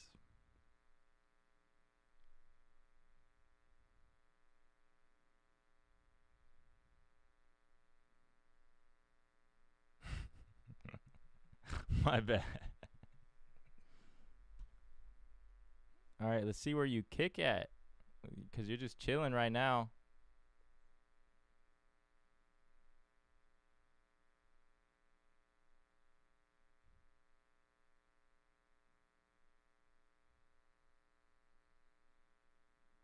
Oh, there you go. Dang, you didn't take first from the. Oh, dude, you're lucky that you still held third, because you kicked 600 meters to go. 500 to go. Wow. I wonder how close it's going to be at the end.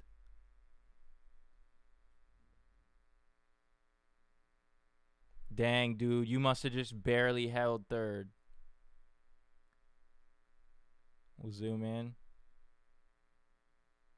Oh. Watch the throne. Oh, he was coming for your neck. Oh, dude. Dude.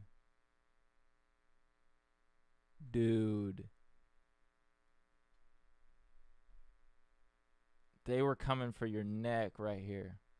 All right, well, this other paid one probably just popped off, too, and I probably missed that one, too. Okay, who we got? Mulligan, Guild Force. Who's in first? Mulligan. How much? I'll check how much you got paid out on that one, but that had to be a decent payout. I mean, that's not bad. That's a good day. Halfway. Who's going to kick? Someone's probably going to kick in these next 100 meters. It looks like number 2 right here, Kronos. Ooh, who's kicking with him, though? 4. 6 is going. 7's falling back. Watch for 7. He might have a slingshot. Oh, that's not a crazy slingshot, though. It's a decent one, though. 7 might catch up. 400 meters to go. $90. It's Group B, so little pot. Hey, man, that's $90 you didn't have, right? I think 7 and 12 might actually take this. But 7 is probably going to get second. Go, dude. 7 had a nice kick but couldn't pull it out.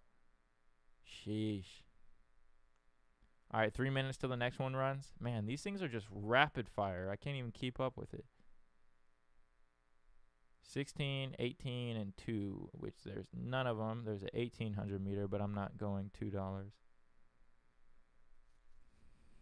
Damn, sorry I missed your race. Let's watch the results, though. You said you got $80. I want to see what first place got paid out. $89.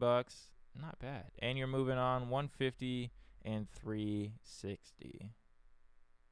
Not bad, not bad. Next to run.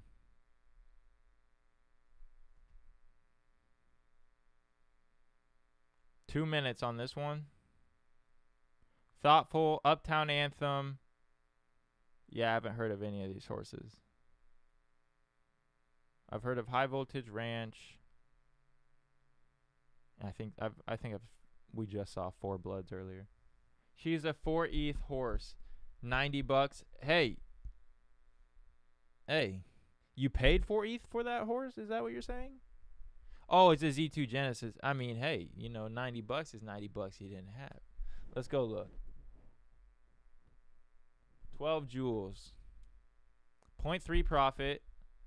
I'm telling you, bro. Everything can change in the day. I mean, look at that. Look at that. Nice chart. Bang. You're way more consistent at racing than I am. Like mine, I just get lucky with like big wins. I love winning more than the cash. What? You like the wins. So are you saying like you want to, I mean, damn, bro, you're showing at 50% though. That's good. She's a 4 ETH horse, $90. I mean, yeah, it's a mare too, so you're not getting like stud fees or anything like that. But third place in the tournament, you're moving on. We'll see. I think you're gonna do really well in this tournament, especially if you can get down to the grand finals. But dude, I picked her up recently. I agree.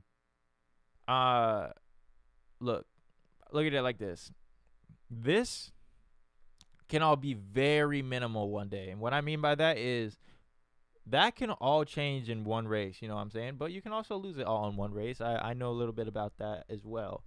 But look, this was like this all of this meant a lot to me until this happened. You know what I'm saying? And then you look back and you're like, holy shit. A lot can change in a day, right?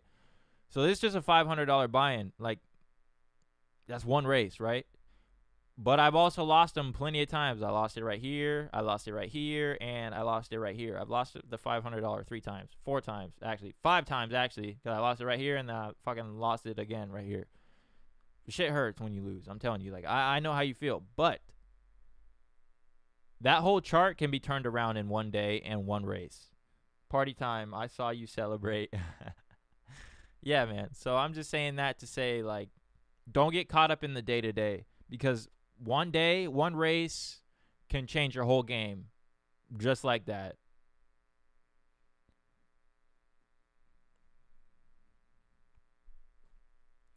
But it sucks when you lose. I'll tell you that. It's not fun. It's not fun when you lose. Spewing, she just missed the A group. Yeah, but you would have real hard competition if you got up into that A group. I mean, actually, maybe not, because there was no monsters in the mid runners. Yeah, interesting. It'll be interesting. I think a lot of the monsters are gonna be in the A group though. So once you get down to the finals, like if turns of engagements in there, it's gonna be rough, because a horse like that can almost perform everywhere besides like sprints or Princess of Power, like a U shape like that. I have 2 ponies in the A group. Hey, nice. I'm going to have to go look at your stable. I think Terms wins A personally. Terms won their first race. Yeah, I think Terms might win it out too. Terms, or someone else said they got a good horse in as well. I forget who. Wow, it's going to be a pretty close race unless 700 or 7 can come up and sneak. Ooh, I don't think he's going to have enough. He's not going to have enough. Go, 7. This is going to be really close. 11 might take first. 3rd taking second. Yep. 3rd gate taking second. Gate 10 taking 3rd. Dowray Lodge with a Z2 knock filly. Sienna Stables with a Z8 filly. And BG 4th. Is this BG's 4th stable? Nice. Zombie has 2 in my race. I have 3 stables in the. Okay, let me go look. Let me go look at your stable. There's no races except for the 2000, and I'm not doing that because I don't have that. Okay, let's go look. Why do you build me up? 527 class points. That's ridiculous. Man, he's stuck. He is stuck up there. Z2 Jenny, I like him. You got a lot of Jennies. Okay, 1 Genesis, 2 Genesis, 3 Genesis. When did you get into the game, Ralphie's ponies? Man, you got a lot of Genesis horses. So coming into the game, did you want to just buy like more Genesis just for like the long-term value of horses instead of like going for racers? You kind of just went for Genesis because they would hold value, or you get airdropped. August, okay, that's when I got into the game too. Me and you both got in at the top. That's rough. Because I remember when I got in, Z2 Legendary Nakamoto's were going for like 1.1. Yeah, I targeted Genesis as I thought they'd hold value. I still think they will. Like once the went for races too. Okay. I think they'll still hold value once this Des token comes out. And I mean, people in this space have such short-term memory that once it comes out, I believe the hype on those is just going to go insane. Because people are going to be like, look at how much money I'm making just for having a Genesis horse. Just getting airdrop. I'm getting airdrop maybe $100, $50, something like that. People love hype. They love FOMO. I think you made the right decision. It's just you're going to have to maybe sit on it for a little bit.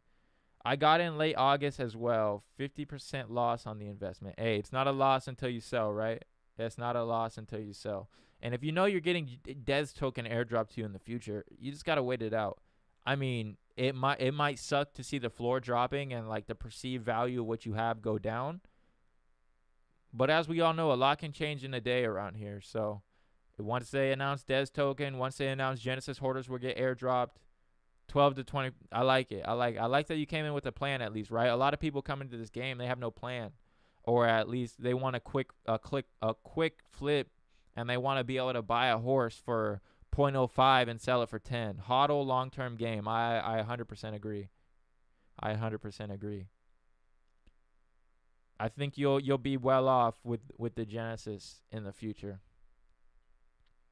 Okay, Pity Point Cup B, semifinals, mid-runners, race number 4.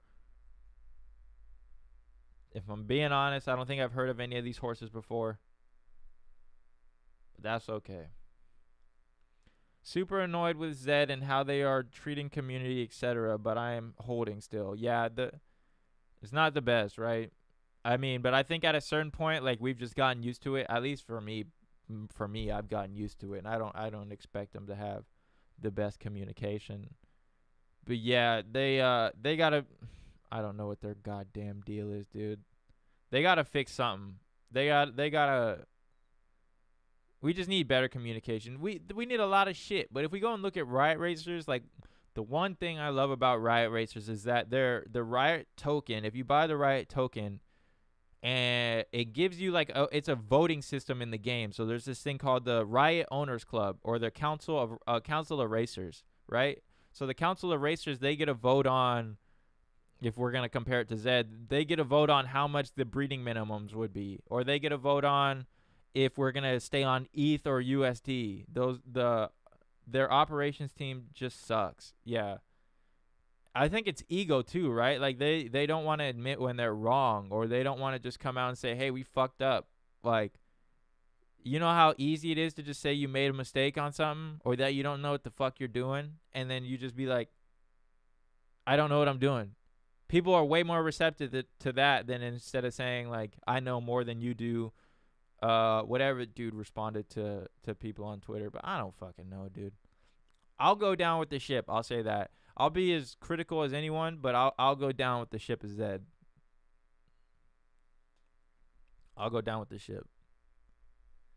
Pony Chino with the dub. Z2s are pulling it out. Z2, what is this? A Jenny or a yep, Jenny. Z2 Jenny's pulling it out. Pulling it out. It's like the whole big thing today. What a nothing statement that took a month. Yeah. Yeah. I didn't hold too much weight on what they said today. I mean, like, BG already told us what we needed to know. I didn't need them to double confirm it, you know? But I get, they should have better comms saying, like, hey, in regards to what BG said, this is what happened, X, Y, and Z happened, which made this do that, which this happened to here, so we couldn't tell you guys, so blah, blah, blah, and we tried to blah, blah, blah, but when you just have such a vague-ass damn statement like that, it's rough. My rule is I pull out cash when I got my initial investment, and then the rest is house money. I like that. I like that. We'll wait for this 1,600 meter to fill. Then we'll get rocking. Next to run, back to tournament races. Got a minute and a half. Now we're in the marathoners. It's gonna start to get real interested in here soon. Who do we got in this one? Vitalik's Pony Club. Serendipity. Chicago. Okay. Tilted Tiki. Let's go, Chicago Stables. I see you. Let's get the dub. Let's get the dub.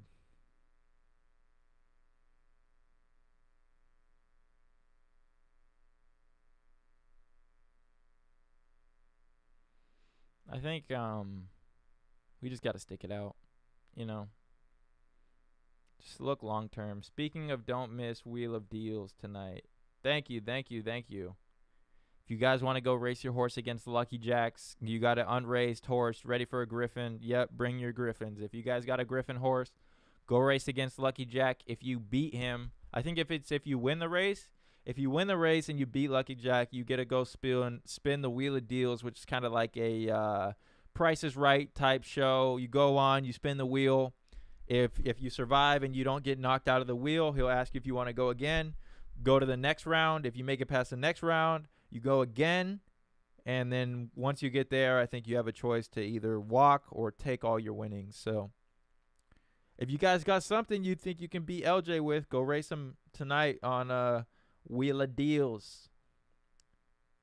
Pity Point Cup B semifinals marathoners in Italy, Milan. Here we go.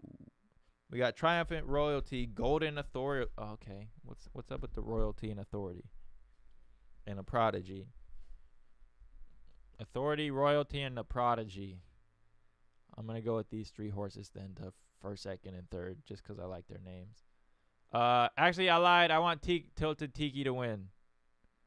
Gotta play Beyblades with my kids. I love Beyblades. The language is a bit fruity for them. Back for BBs. The language is a bit fruity for them. Back for Group A mid. The king is coming. Of course, I race my Griffey. Of course, I may race my Griffey already. LMAO. Dude,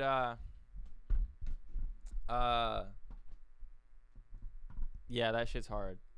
I do that shit all the time, you know? Like, race my horses, and I'll be like, damn it, I should have saved it for Wheel of Deals or something. Like, I had some serious crisis of faith with Zed before working with them, but even after that, my long-term feelings have not changed, but understand it is rough right now. Yeah, it's just kind of like zooming in with a a magnifying glass. Like, we're just so tuned into what's going on right now that we forget to zoom out and be like, damn, like we used to have to wait 3 hours to hop in a race, or like, damn, we used to only be able to race like how many times in a day before your horse got tired? Was it like 3 or 4 times before your horse got fatigued? That was ridiculous, right? So we've come a long way. Let's go, Tiki. Come on, Tiki. Let's go, buddy. Come on, Tiki. Go. Go, Tiki. Tiki. Oh, can we do it? Can we do it? Chicago Stables. Yo, you're going to take this win. And yo, chill out, Hangover. Tiki, go. Go, Tiki. Let's go, Chicago. Tiki, go. Let's go. Tiki Torch. No, don't get scratched out. Those 19-hour queue times were the worst. Absolutely the worst. Like, you'd hop in a race, you'd be like, all right, I'll be back tomorrow to watch my race. Like, come on, man.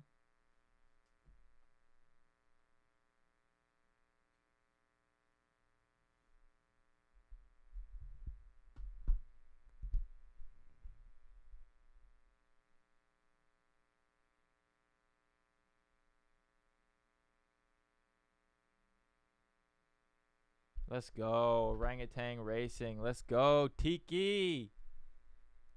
Let's go, Chicago. I'm happy for him. What did he just cash out? $800? Nice little win. Nice little win.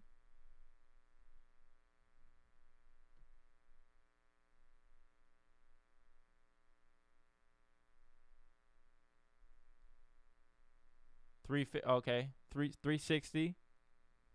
Nice, dude. Not my horse, but Chi-Town represent. Let's go, Chicago. That's so dope. Still no races to hop in.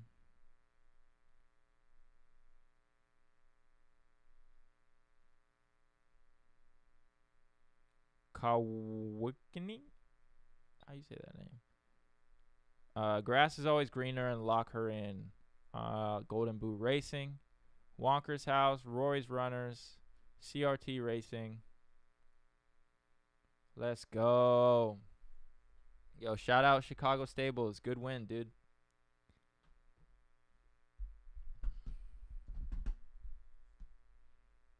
Do you guys like fatigue right now? Like, in general, do you guys not mind only being able to race 9 times? Or would you rather say, like, let us race all day? Because, I mean, I get it. Like, you don't want the monster horses grinding all day. But, man, I like being able to sit here and just race all day if I could. Because you can get your losing streaks out in a day. Back when we had, like, 3 races a day, man, you'd be on a losing streak for a week. But now you can, if you're racing all day, you could get your losing streaks out. But I think it's good at the moment. Avon says, I honestly do. It's a pro and con type thing. I miss racing all day, to be honest. Yeah, me too. Me too. It was just fun. You could just hop on whenever you want. But I am a degen. Me too. Me too. I'm with you. I think a lot of us in this space are degens. They should give us the option. Like class 1, no fatigue. If you're in class 1, there's no fatigue. You just race whatever you want. I think if they extended the cutoff on class points down to the 60, the current class points changes would be easier to swallow. I got you.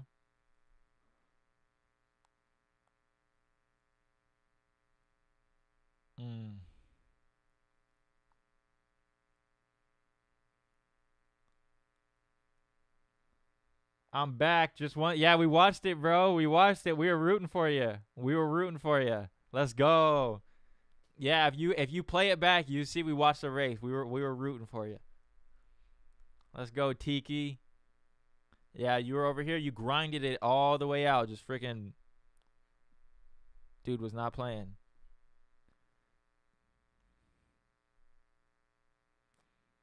Atari Alpha with a decent lead. Let's see if he can hold.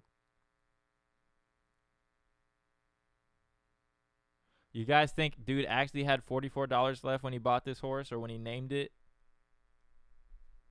I see chat. Let's go.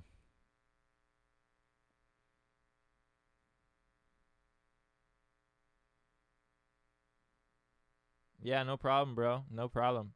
Nice win. Is that your biggest win in Zed? Is that like 360? 360 bucks? That's a nice win.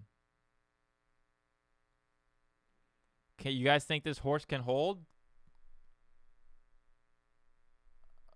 He's not going to. Ooh, Mark Noble. 400 meters to go. Uh-oh, this horse is going to catch. Wood into Ash is going to win right here. This horse is going to win. Ooh, you've got to go way more, though, buddy. Ooh. Maybe not. No, he's not winning. Damn, he's going to get damn close, though. Third, fourth. Oh, buddy's going to get scratched out. Oh, that sucks. Yes, never try to 50 or higher race. How does it feel? How do you feel right now? Gate 1 clips him. Nope. Sheesh. He held it. Wow, that's crazy. That's gotta feel good. I know those first big wins are especially nice when you see that ETH pop up in your wallet. That money is going to ECS's stud to go fund me account for the coworkers. That's awesome. That's dope that you're doing that. That's awesome, man. That's cool.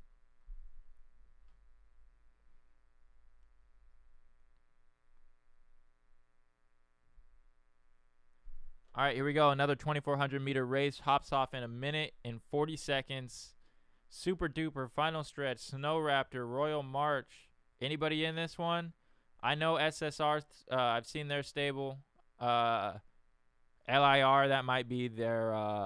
It looks like their training stable. Unethical, I've heard of them. I think that's Good Month Dow stables. I've heard of them, I believe.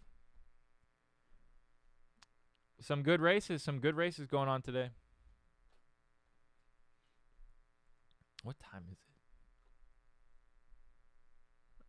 10:48. We'll probably go for like 15 more minutes, something like that.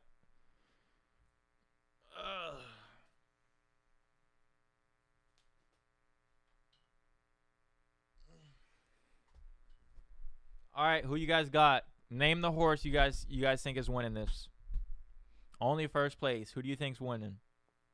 I'm gonna put my money on. I'm going to need to look through what kind of genotype this horse is. Tomahawk for 2 looks like a nice horse. Insane Rhythm. Super Duper. Unethical Racing from Final Stretch. Snow Raptor. And Kyojin. I'm going with what's the name of the damn horse? Tomahawk for 2. I'm going with Tomahawk to take the win. Gate 6. I need to get betting in here so we can do that shit like Sean and Tom Teasy stream. I'm going to have to figure out how to do that on YouTube, though. All right, Tomahawk for 2. I'm calling it. Taking the dub right here.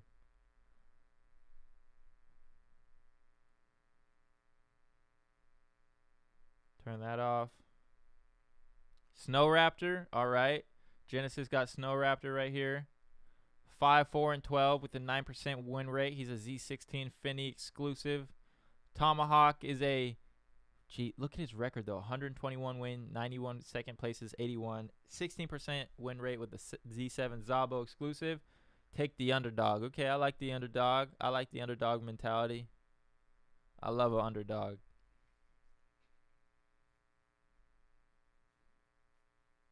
Tomahawk for 2, holding first.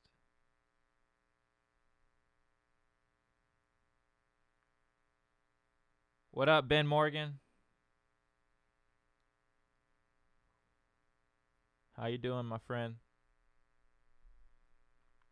Tomahawk for 2, still holding.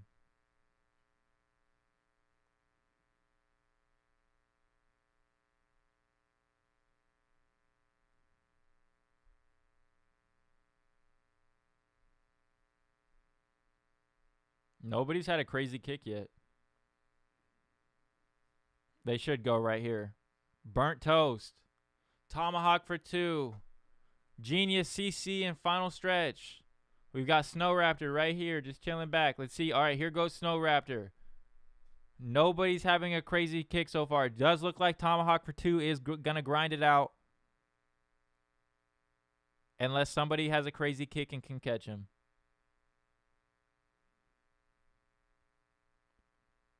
Here comes Royal March, but not with a good kick. Nobody with a crazy kick. Does not look like they're going to catch Tomahawk for 2. Donating 20. All right, we'll watch that race. Nah, you're going to take him down. You're going to take him down. We'll watch it. You'll take him down. Y2K2K is my mortal enemy. I can't stand that damn horse, especially at 1,400 meters. Is it 1,400 meters where you're racing him at? Because if so, that's risky biscuits right there. Let's pull it up.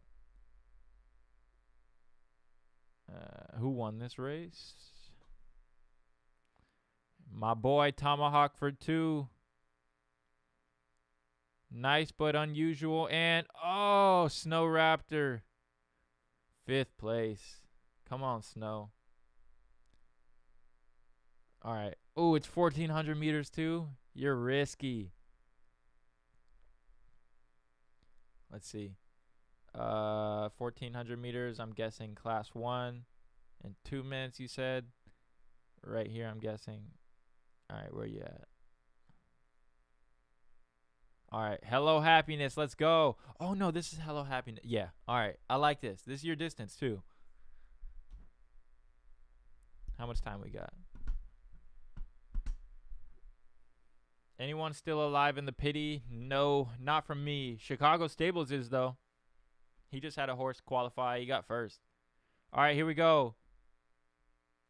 This is the slang of Y2K2K. You guys are here to watch a massacre. Hello Happiness is coming to take some heads off.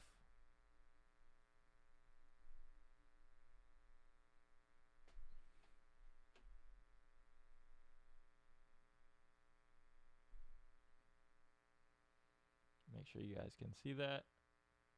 But we'll take the cash. I'm alive for now. Racing 1 hour or so, though. Let's go. Hello, Happiness.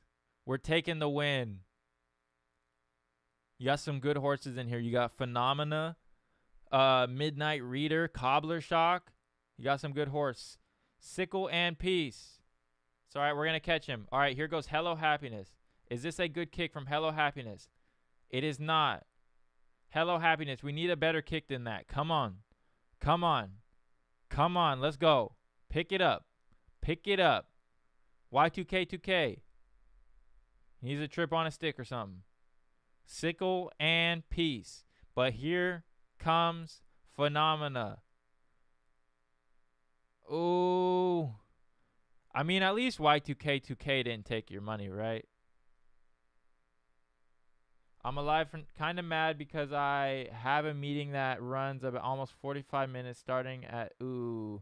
Can we read this, the new tourney info? I got you.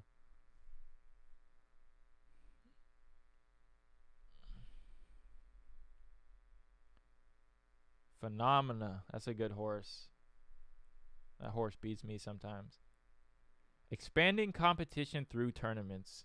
With 3 official tournaments now in the books, the team is pushing forward, exploring ways to further expand tournaments for the bright and exciting future. Our first 3 tournaments. We've been thrilled with the reception for our first 3 Zed Run tournaments, the inaugural tournament, the Fibonacci Cup, and the Pity Point tournament. We see 40 to 50% more stable owners racing. There are 160% more race horses hitting the track, and approximately 6,000 to 8,000 racing events are running each day. So they show some tweets here, how we structure them and why. While the initial tournaments have been a good testament to our capabilities and functionality, we are constantly listening and taking your valuable feedback on board to shape the next iterations. Tournament structures have remained similar to help create a smooth experience, while at the same time enabling us to determine the structure that drives the most engagement and enjoyment for our community. Tournament outcomes. To date, the tournaments we've run have been revealed. Some of our best racehorses in the game, areas to improve, bringing us closer to our vision of the future, an increase in positive community engagement, heightened energy and coverage around the finals by Zombie Racing, and invaluable constructive feedback from the community. Our vision for the future of the tournaments. It's no secret that we want tournaments to play a big part in the future of racing. They inspire a different level of competition, passion, and engagement, which we want to see continue. With every tournament we run, we are closer to that vision. We see tournaments as a great way to help deliver on our promise that every racehorse on the platform will have its place.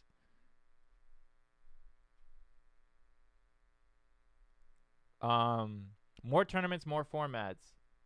Is Zombie streaming today? I don't think so. I haven't seen any news from them. More tournaments, more formats. The aim is to create a varied and exciting tournament schedule which involves perfecting the format and structure of every tournament we run. Your feedback captured through the survey below will help inform the way forward. We aim to make continual improvements not only to the tournament schedule but also to the overall racing environment, which have included adjustments to the maximum entry fees per class point distribution changes, only allowing racehorses to race in their current class, and updates to key racing features and bugs. Tournaments still fave the Class 1 beast. I haven't seen him on or anything. Yes, in the current moment they do. I would agree. LOL, you want to train streams?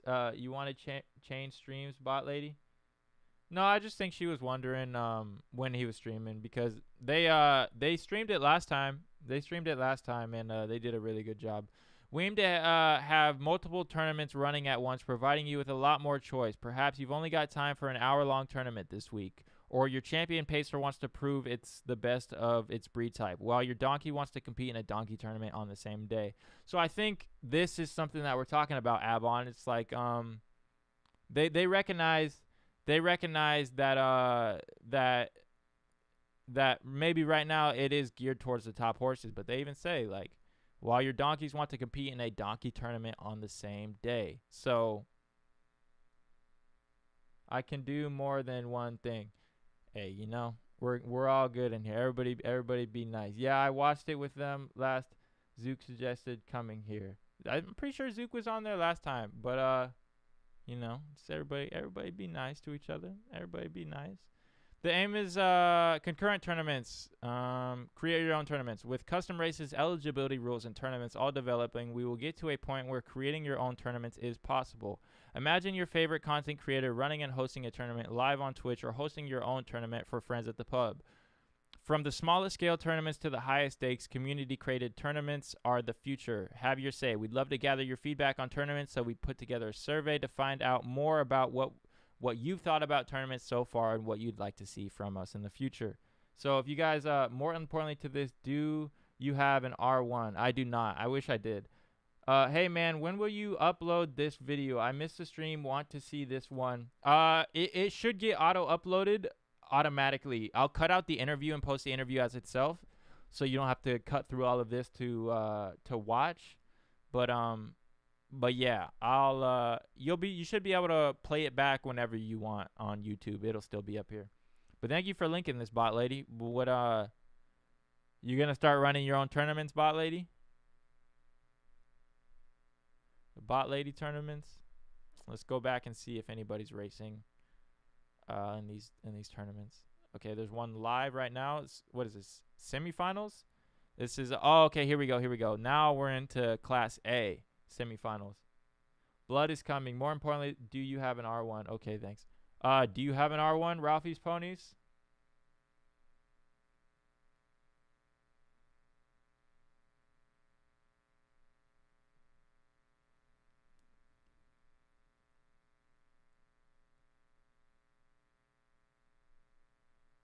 We did Twitch channel points that we did Twitch channel points. That's about it. LOL. You never know what exactly, right? You could probably do a tournament, I'm sure. It's engaging. I have a few. You have a few R1s. Nice, dude. Who's gonna win this? A lot can happen in a year, right? A lot can change in a year. In a whole year, America got adjusted to mass mandates and all that stuff, right? A lot can change in a year. So we'll see what happens. I got excited by projects and go balls deep. You start aping into stuff. What other projects do you ape into? I do poker tournaments. Oh, okay, nice. I still got to learn how to play poker so I can come over there and play or something.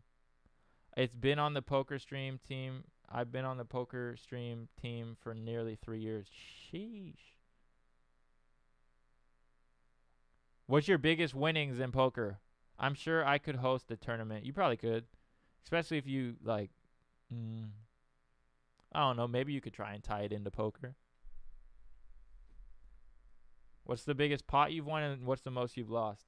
I've never been to America. Hopefully one day. Where are you from? Waltz. It's pretty lit out here. It's pretty fun. I haven't traveled to, like, if you're from Australia or Europe, I haven't been out there yet. I would like to come out there, but we got our pros and cons. We got our pros and cons out here. Like anybody does, right? This Saturday night is my last game of the year. Come by. I got you. I don't know, a few thousand won in one hand in a cash game. Nice. What do you think about us Americans, Waltz? What do you guys, you're from England? Okay. What do you guys hear about us? We just, I don't know.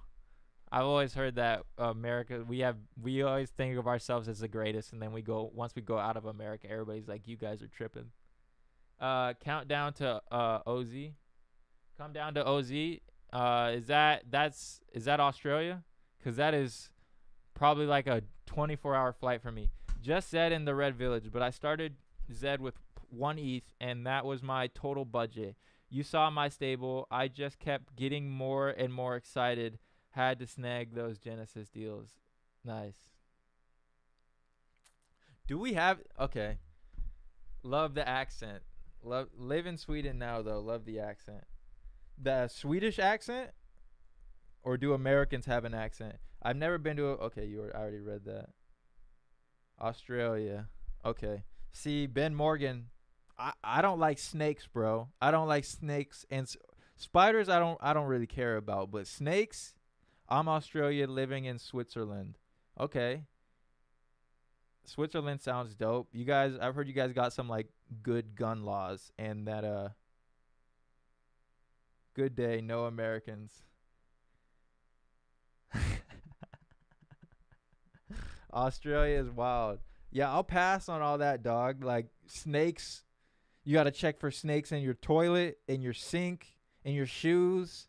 Nah, man, I'm good. I'll pass on. You guys have way too much shit out there that's trying to kill you. From alligators to snakes to spiders to whatever the hell they're called, kangaroos. You don't see snakes that much. Switzerland is way dope. I don't know, man. I don't know, man. You guys got all types of shit out there. Me neither. I hate snakes. You guys got water snakes. The countries I went to, the people were like, America is not the best. That's but if you come to America, you can't tell us different. We think we're the shit. LOL, lions and tigers and bears. Oh my. Yeah. Yeah, we only got like bears up here and mountain lions, and those still scare me. Too many things that bite and make you. Yep, exactly. Exactly. Only thing that scares me are those damn pythons. Dude, I do not mess with snakes one bit. Not one bit. I don't mess with snakes at all. And just, dude, you guys have way too much exotic shit down there that terrifies me.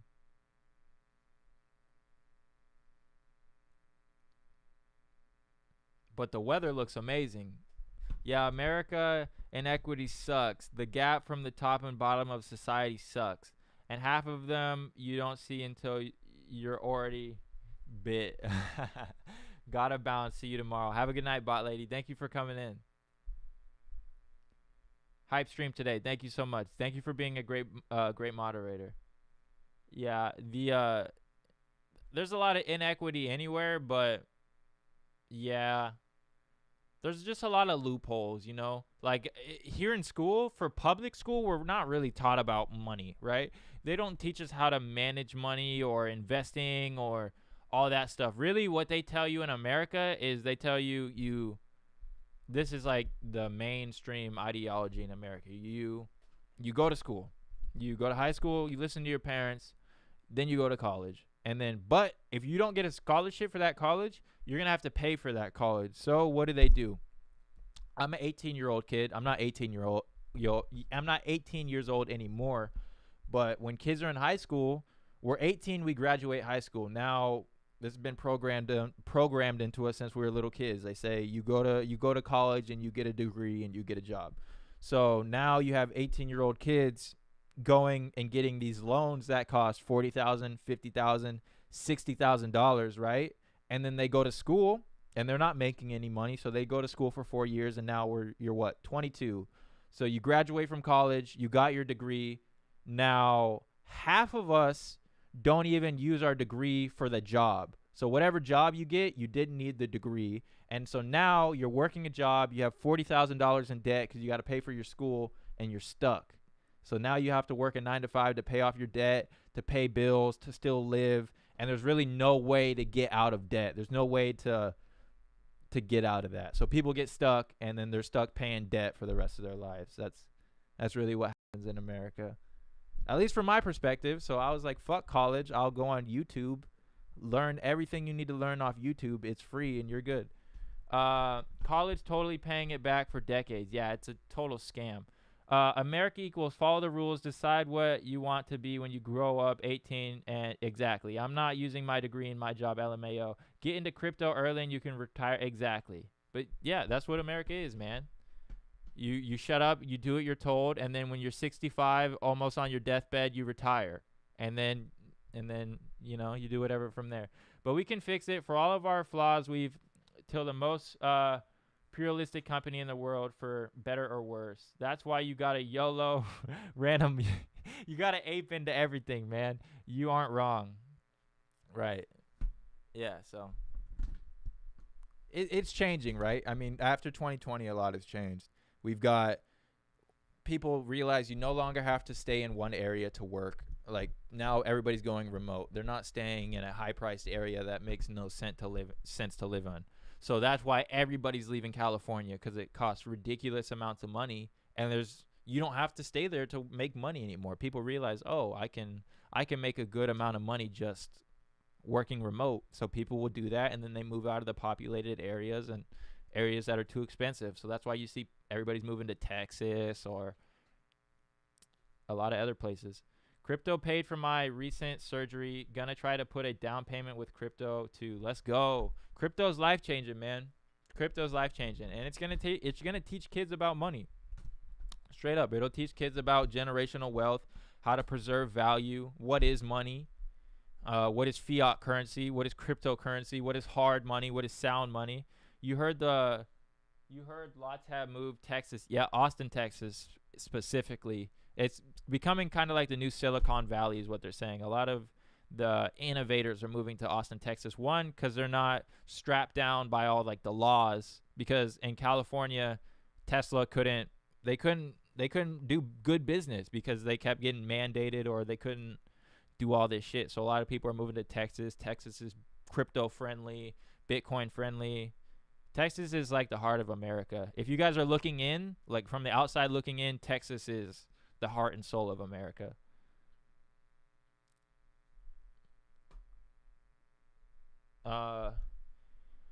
I'm 34. My kids will do trade school or college, but if my kid, I love trade school. But if my kid wants to go to a diesel mechanic or an electrician, or he's gonna go do that, I'm not going to stop him, right? And that's if they want to do that, let them do it. Texas doesn't have a state income tax either, I don't think. Austin is more left Republicans.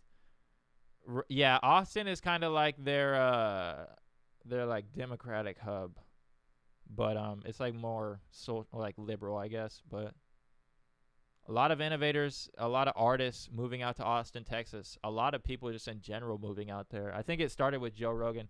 Anyone else got COVID jabbed? Not me, man. Good parenting. Austin is more, other than the amount of guns Texas has, no thanks. But it keeps everybody accountable. I'll tell you this. You're not going to cut someone off in traffic in Texas. Why? Because you know they're probably strapped, right? You're probably not going to be a dick to the dude in front of you at McDonald's if he's taking too long. Why? Because everybody's strapped. It's the same thing with Florida. Like, you have to be very cautious of getting yourself into bullshit in countries where people are strapped. Because where I live, it's not open carry. So you know everybody doesn't have a gun. So people act real ridiculous out here sometimes. But I don't know. If you knew everybody had a gun, everybody might act a little bit nicer. I don't know. I'm terrified of guns, to be honest. Get the effing yeah, we don't got to go into that. Don't get me wrong. I don't want my kid working at a fast food either, but just go learn and master something. Yeah, just do something that's you want to do, you know? And it's not work. It's not work if you want to do it. We'll hop up in this 1,600-meter race. But yeah, you know, you don't got to just, I don't know. There really are either A, strapped, or B, run a tiger sanctuary, or C, both. That's Texas and Florida for you. You know, there's more tigers in Texas than there is in all of the wild. There's more tigers in Texas. Sprinters 5, my last horse standing. All right, let's go. 1 second. Let me hop in this race. That damn Carol Baskins. You guys watch season 2? Come on. Oh, it says I'm already registered. You guys watch season 2 of Tiger King? It wasn't as entertaining because, like, obviously they didn't have Joe, but it's still a pretty crazy show that they checked up on everybody. Crazy would stick to crypto and gaming, no politics. Crazy world. Yeah, politics always has. Yeah, I know. I feel you. I try not to, but this whole crypto space is politics. I mean, we have Ethereum and Bitcoin because our current dollar is being devalued, you know, by a centralized government. But yeah, I feel you. Yeah, that is nuts. You gonna stream Sprinters? Yep, I got you. I'll stream it right now.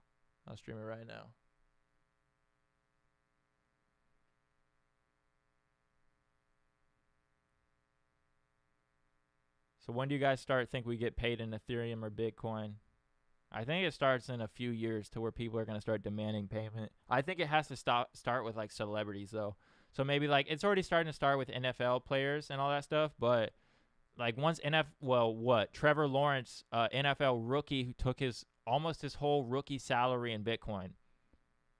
Totes, everyone good to have They're probably the like stay the f away from it. Only ends in tears. Everyone good to have. Yeah. I think we already can. You can get paid in it, like direct from your boss. Most payroll companies have that option. That's cool.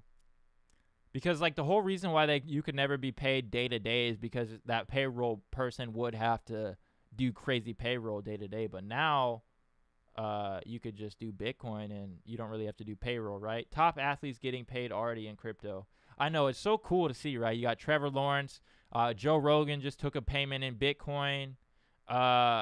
Who else? And then you see everybody starting to change their profile picture to NFTs. It's cool to see like people are starting to wake up to what this is.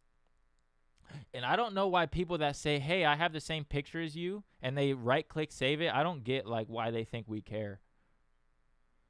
A linebacker a few years ago took half their salary. Oh, he played for Seattle. I remember him. They now have more money in their crypto than they do from the other funds. Yeah, his name was Russell Okung. Russell Okung took half of his payment in Bitcoin back in like 2016, 2017. And he's one of the highest paid players in the NFL of all time. 2 U.S. mayors took payment in bringing a few weeks ago. One from Miami, you think. UK-based basketball signed a name and likeness deal with leading NFT company to make NFT products. Effing Siri. In Bitcoin, effing Siri. It's all good. That's pretty cool.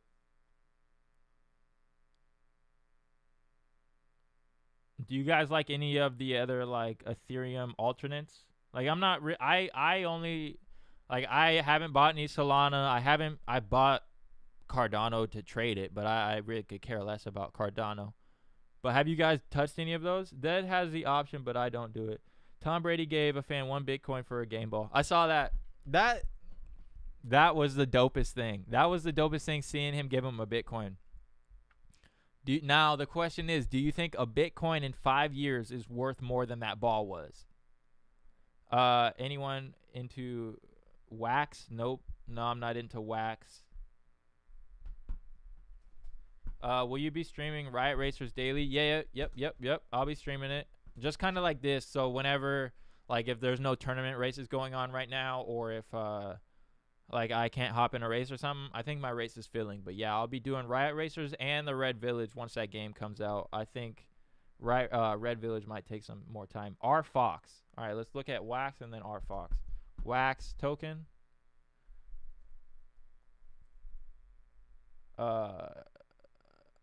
Is this it? Wax is good. Is this it right here? Wax P. Shit. If you bought in back here, you made some money. Cardano is for people who don't like gains. I believe that they just got the naming rights to the Staples Center. The crypto? That was CRO. CRO token. That's these guys right here. I have some wax. Did a great from last April so far. Upland from time to time. Wish OpenSea could integrate wax. You guys know how conic this is? Like, that's crazy. That just shows you, like, so much people are going to be getting on. Wax dabs, but not the blockchain. Let's go. Let's go. So you must live in a legal state, Genesis. You must live. Did I watch your race? I think I watched your race. I hope I did. Sorry, I get distracted. This is such big news right here. Like the Staples Center. That's like what are some of the other arenas that are almost of the name of Staples Center? You got Madison Square Garden. That one's been around forever. Staples Center's been around forever. You got Lambeau Field and the Packers Stadium. There's only a few of these arenas to where these names hold as much value as the Staples Center does. Madison Square Garden, Staples Center, and whatever the third one was that I said. Wrigley Field, yep, another one. That's another one. Like imagine if crypto came and bought Wrigley Field. That'd be crazy. So I mean, this is big time. Tell me about Dez Coin like a 5-year-old. I get that I could help you vote / DAO maybe, but does it have other value costs? Like, would we would we have to buy Dez using ETH? I think the best explanation of Dez, or like the best comparison of Dez, is Riot Token. And damn, this shit is down. And the price has gone back down a bit as well. It's the idea is you would get Dez tokens for owning Genesis only, or don't even know. Okay, so the idea, to my understanding, is that Genesis holders get airdrop Dez token. So if you have a Genesis horse, you're gonna get airdrop Dez token. Now, the best way I think this plays out, or the best way I could explain this playing out, is it happens like this. So I think let's go Riot Owners Club. Okay, let's scroll down. All right, so let's say this is Z10, Z9, Z8, Z7, Z6, Z5, Z4, and then like Z2s, okay? So for the Z10s, let's say, since it's a Z10, it's the most common Genesis. You're going to get airdrop 5 token, right? And then as you go up to Z9, you might get airdrop more, Z8 a little bit more. And then so like your Z2s and your Z1s, you'll be getting 100 Dez token a month compared to the Z10s, which will get 5. So one, that already boosts the value of Z2s and Z1s. Now, what would you do with these monthly Riot rewards? One, you could either sell them. So like you're guaranteed, if you have a Z1, you're guaranteed 100 Riot a month. So you'd be guaranteed 100 Dez token a month if you had a Z1. So if you go over here, you get 100 of these tokens at whatever, this price. But now what you would do with those tokens is either, I would like to see like either you could have like a breed, you could use those to breed. So instead of using Ethereum, you use those to breed, or you can use them to vote. So if Zed wants to say, hey, should we change class system? Yes or no? Or should we take away the pity point? Let the community vote on that. So now if you have Dez token, you come in and you're like, hey, I don't want to change the class system. I'm going to put my 500 Dez token as a vote towards no. And so now you can use it as a governance. I don't know what else to use it beyond that. I'm pretty sure I didn't explain it like a 5-year-old, so I'm sorry for that. But yeah, Genesis holders get airdrop Dez. The Dez, you can either use it as governance, or you can just sell it for ETH. Or if you don't have any Genesis, then you can just buy the Dez token and use it for voting rights in the game. How do you think it plays out, Genesis? You know the difference between D-Race and Zed? Yeah, Zed Run's graphics are way better. D-Race's are trash. No, I'm just kidding. D-Race has a token right now. The difference, you can own the token that's already out. You can own racetrack land, like already set racetracks. You can like build your own racetrack. Like you buy a plot of land and then you can build on it. You breed, burn the horses for Dez for tourneys. I like that. Stuff like that. Yeah. That's what I'd like to see from Dez. I'd like to see it as a governance. Maybe reward people that have put money into the game. So like we go look at 12 Joules and we look at his entry fees, and it's not that much. We'll just see like diamond, like someone who has high ass entry fees. Let's see. Lucky Jack, you don't race your horse. So like maybe per, like not profit, but like entry fees. So like if you've paid a lot of ETH in entry fees, just showing that you've raced a lot, maybe give Dez token to people that have high entry fees, or however much entry fees you get X amount of Dez when they do the first airdrop. But I don't know. I'd just like to see him reward people that are putting skin in the game at the end of the day. I think we have a race about to pop off. 45 seconds, 1600 meter, pulled flames. Who we got in here? We got 2 Black Diamond Tad. All right. 34 seconds. What do you guys want to see from Dez? I honestly have no clue. Way above my pay grade. Same here. That's just what I'd want to see from them, a little bit, but I can't really blame him for it taking long because it is confusing. Look at you angling for some Dez. Hey, man. Hey, man. It's not my idea. It's not an original idea at all. But yeah, I'm trying to get some Dez token. 7 ETH in entry fees. That's a lot of money, dude. That's a lot of money. I've just kept re-rolling my funds in here. But yeah, I'm trying to get some Dez. You see it. All right. Can we turn it around, buddy? He had a good night on stable duels. Now he doesn't want to perform in paid races. Like, come on, dude.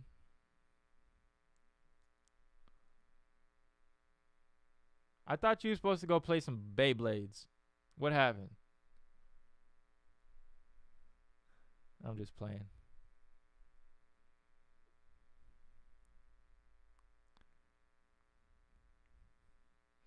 All yours though, or it have some ETH before you bought all yours. No, yeah, I bought diamonds. Like unnamed, unraced, all that. What would you change if you had the keys to Zed? Mine would be changing the point system back to original win 0. I would take away. That's a good question. I'd take away fatigue. Like no fatigue at all. Just let him race all day. I'm a banana. He's cooking. Diamonds. He wants to chill in the back.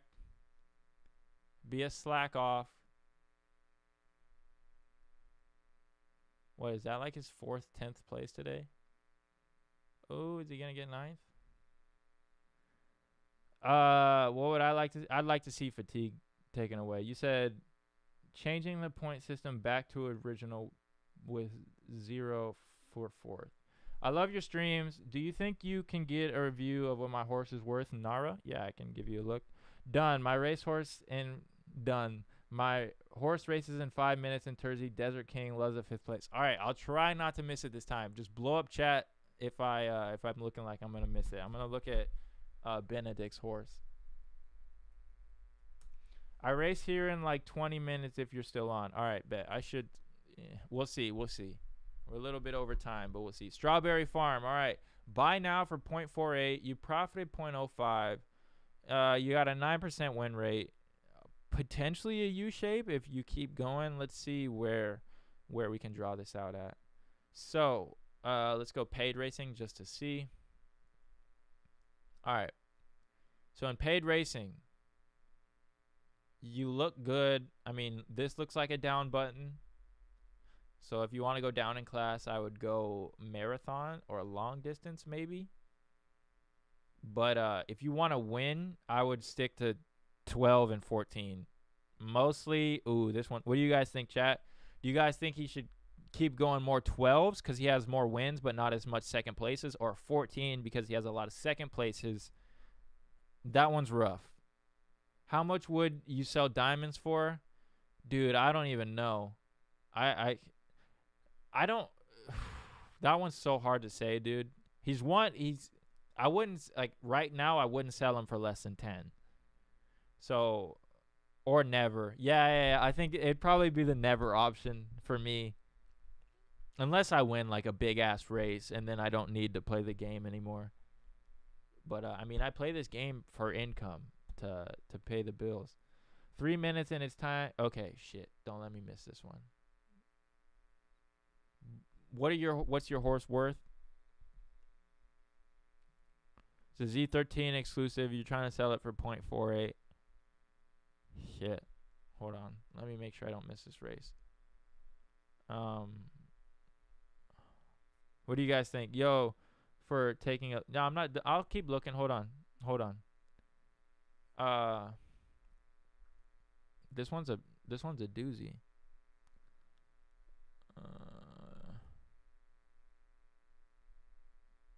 Let's go to Horseshoe.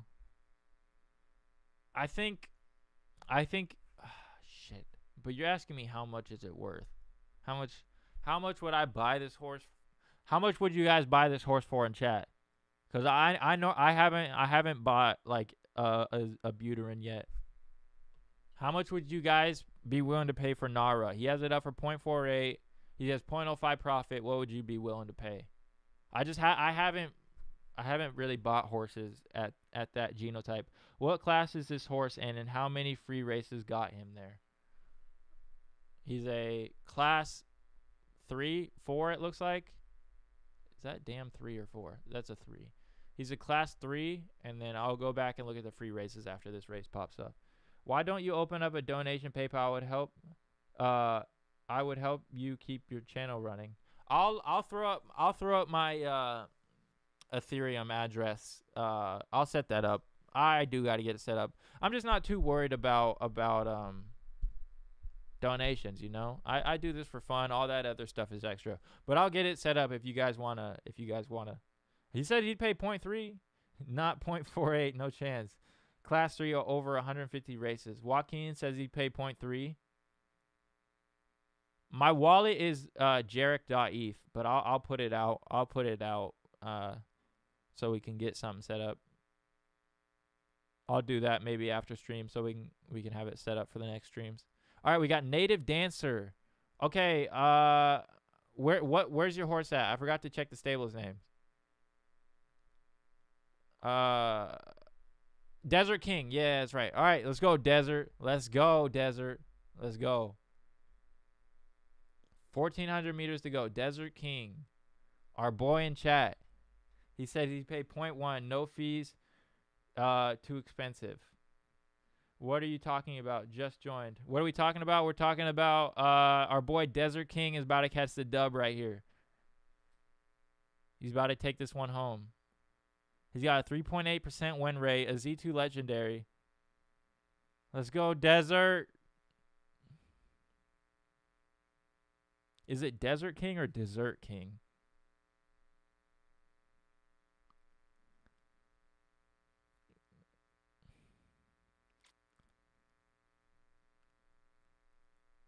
Uh-oh, Zigzag Wigwag. Market Crash and Slow Rider. I've seen Market Crash. Desert King. Come on, buddy. Come on, son.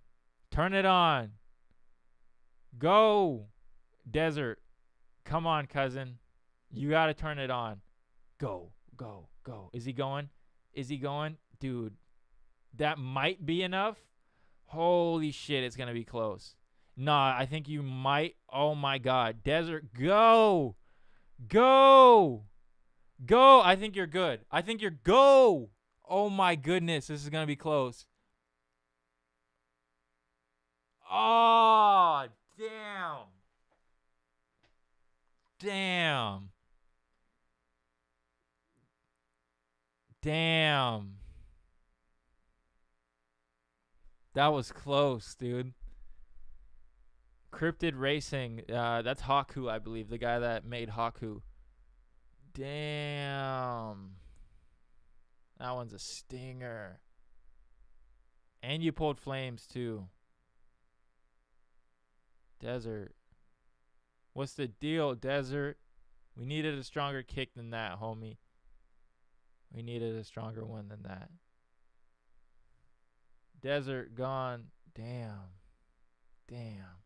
Anybody else got any races? Abon, you said you got your race hopping up here soon, right? I mean, we only got 30 minutes to go. I think we can knock out. We'll knock out the semifinals. So we'll stay here for another 25 minutes. Damn. It happens, man. It happens. Can't win them all. You can't win them all. Curse of the Flames. No cap. Damn Flames.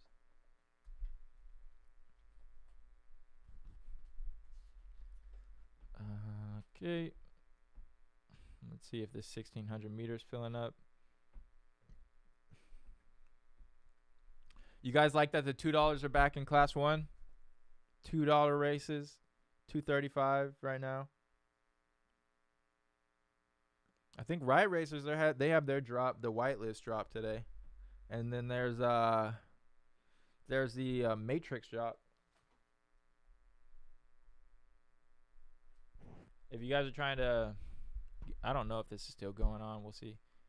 The website might have bugged out yesterday. Dude, it's still paused. He's flamed, some may be cursed again. Damn it. So you can come in here if you want to get a Matrix NFT. It's on Nifty's though. It's $50. You can buy it with a credit/debit card, and then what you do with your NFT is on December 16th. There's gonna be like missions. So this is what it's gonna look like when you get it. It's gonna look like this dude on the left right here, and you can choose on December 16th to take the red pill or the blue pill. And I believe if you take the red pill, then your profile picture will change to this. And I don't know. I guess there's some missions and shit that you can do afterwards. But yeah, movie releases on December 22nd. Each mint is $50 each. Doesn't really say what it is beyond that. Check out Age of Tanks IDO. What's today? Ooh, shit. Okay. Gal got on nuts in a brutal field, but she's going to Wonder Woman on some class 1 ponies. Let's go. Tanks of Age of Tanks. Has this been like a game before? Age of Tanks.io. Is it minting today, or you mean like the coin drop today? Let's look at the coin. $1.17, and it's been out since today. Wow. 75 cents is what it dropped at. Nice. The Age of Tanks price today, blah blah blah. Age of Tanks is a 3D based strategy card game. Oh, it's a card game set in an immersive metaverse where players can assemble their preferred tanks, build their tank teams, outwit opponents, and rule the battlefield. ALT is a native digital token currency of Age of Tanks built on the BSC blockchain to underpin the ecosystem. The basic aim of ALT is to bring a fair and transparent payment system between gamers to make the ecosystem more reliable and safer. Gamers can earn ALT by winning PvP, battle, conquer fights, achieve seasonal top ranking, owning an ALT refiner, selling a tank NFT or parts at the in-game market. That's pretty cool, dude. Curious, buying Buterin is too much of a risk, right? I'm guessing. Risk versus reward, yes. Like, I mean, it depends how much you're paying for it, but the way I look at it is, depends how. Yeah, I'd say it depends on how much you're paying. Because if you're paying a lot of money, then that's a high risk for probably not going to be a class 1 racer. You might be like have a good like class 3, 4, 2, 3, 4 decent horse, right? At the top side, right? I'd say very minimal chance of pulling like a great class 1 Z10 Buterin. But as you move up in bloodlines, I'd say the percentage chance of getting a good one off of an unraced, unnamed is higher. Like, so when you go, I'd probably say Z2 Legendary Nakamoto, best scratch ticket risk versus reward. So like I can justify paying that because the reward is so high on the back end if you get a good one. But once you go into Buterins, it's not as high as of a reward on the back end because the racers probably won't be as good. How much is too much for a Buterin / you can see good ROI on the horse? What would you try to pay for saying Buterin U-shape? Let's go look. I really don't buy raced horses, so we'll have to see. Saying Buterin U-shape. Breed a Z18 knock into stable for $170 to buy a buyer in Genesis Z10 for $500. Breed a Z18 knock in stable for $170 or buy a Genesis Z10 for $500. I'd buy the Genesis. If you're saying one against the other, I'd buy the Genesis against the Z18 because you can't make any more of those Z18 or the Z10s. Genesis. So if you're asking me not financial advice, what I would do, I would buy the Z10 over the Z18. But now, answering Benedict's question, how much would I pay for a U-shaped in the Buterin level?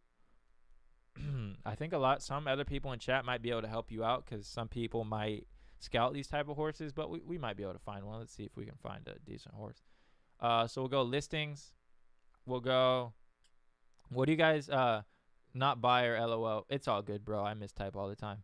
Legendary Z2 or Gen Z2? I'd go. Ooh, good question. For the price, I'd go. Shit. There's a lot of questions right now. I was still gonna answer your question, Benedict. So give me a second. It's just yours takes a lot longer. So you said Z2 Jenny or Z2 Legendary? Personally, I'd go. Let's just go look at what the Z2 Jenny's at. Because if it's ridiculous, I'm gonna say Z2 Legendary. Z2 Legendary UUU is 0.4, and a Z2 Genesis is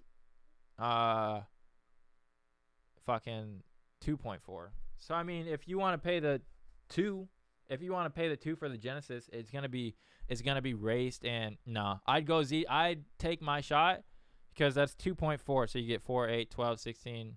You can get like 5. You can get 5. Oh shit, my fault. You can get 5 Z2 legendaries. Thanks for answering the questions today. Benedict, we can go look for a U-shaped Buterin in a second. Just give me a minute. It's just not enough info for me. Like, is it a $5 U-shape or a $10? Good question. Yeah, see, I don't really research Buterins or like exclusives that much. Like, I really only breed mostly in-house. I started the game with 2 Z2 legendaries, and I've just bred from there, you know? I haven't went out and bought any horses. I've just in-house bred most of them.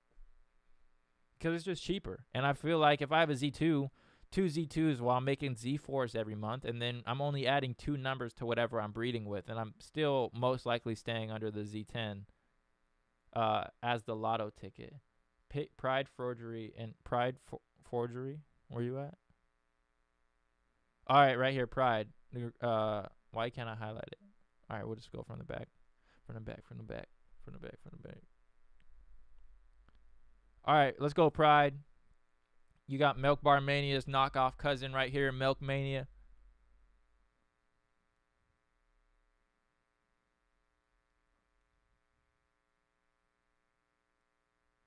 Let's go, Pride. 1,100 meters to go. Someone's going to kick. Saint Tropez or Topez? Is that Pride going? Okay. We need to go. Like more. Oh. Shit. I can't tell if you're gaining on this horse or not. You're gaining. Maybe barely. You guys are like neck and neck. Go, Pride. Oh, you guys are still going. Yep, you guys are still grinding. Damn, this is going to be close. Go! Holy shit, this is going to be close. You're in second right now, I believe. It says you're in third, but I think it's Lion. Oh, shit, this is going to be close. Go! Hold. No way. I think you're good. Third? Let's fucking go. Let's go. On to the next round. Let's go. Dude, that was close. On to the next round. That's all that matters. You stay alive to fight another day. Tuca from Tuca's farm. Let's go. My race is up pretty much right after this one as well. Okay. Wait, you had 2 races? You got 2 horses in here? Oh, shit. You guys are the same color. That's why I keep getting thrown off.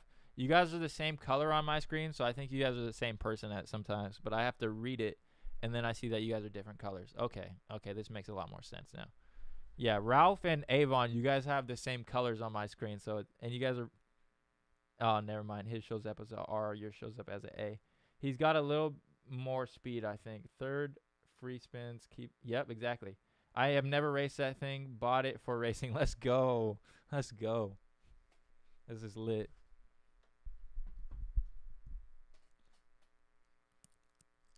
Having a good day. You having a good day, Ralphie? Good day in the tourney. What, did one horse get eliminated? So Chicago Stable's horse is still alive. Ralphie's, your horse just survived. This is Avon right here, right? Sweet Tooth was my horse. Were you in that race too?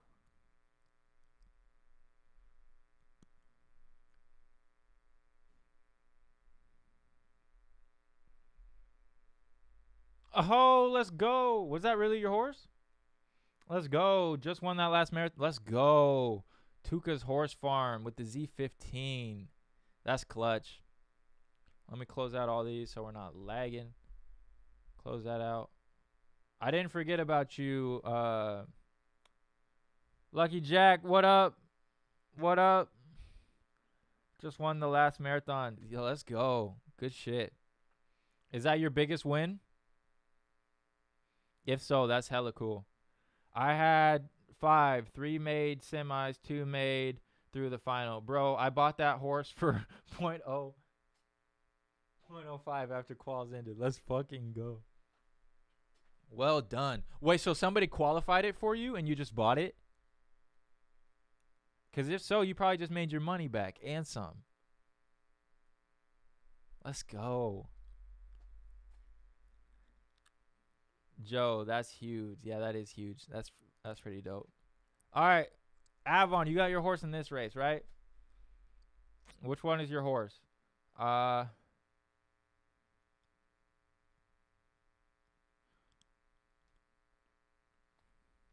Message the dude that sold it to you.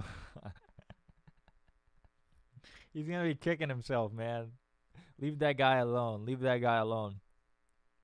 If anyone is looking for a Butte Legendary natural slight U shape, I have one for sale for 0.18.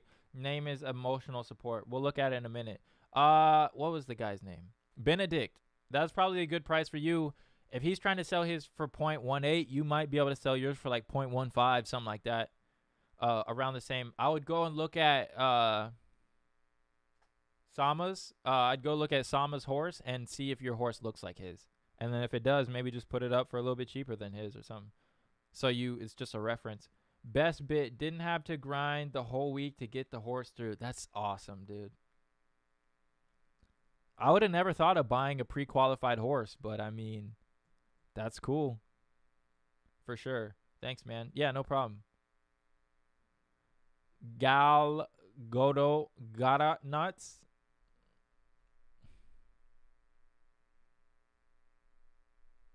Is Avon in this race?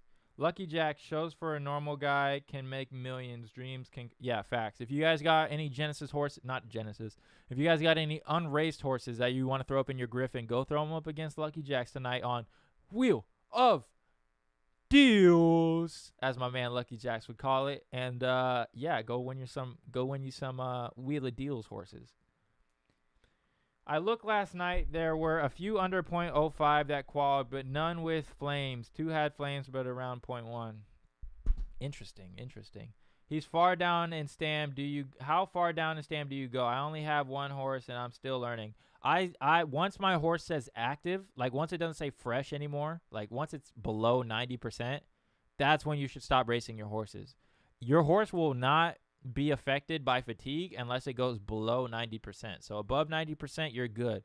Once I hit below 90, I'm done for the day. I'll come back in 12 hours and race again. But beyond that, it's just not wise to race past 90% stamina. You won't flame anymore. I mean, if it's your flame distance, you'll stop flaming. And it won't be a good time.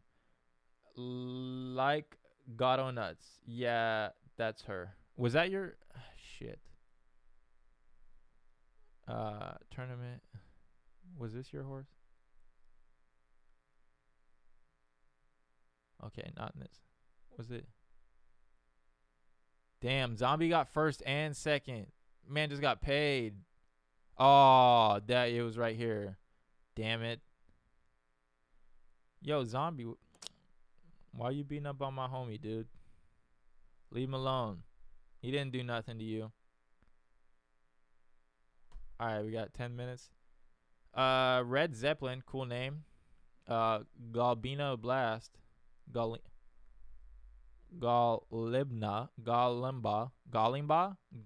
Blast. On to the finals. Let's go. Who's in the finals in here? Is anybody in the finals? Damn. Damn, and those are pretty similar to Nara.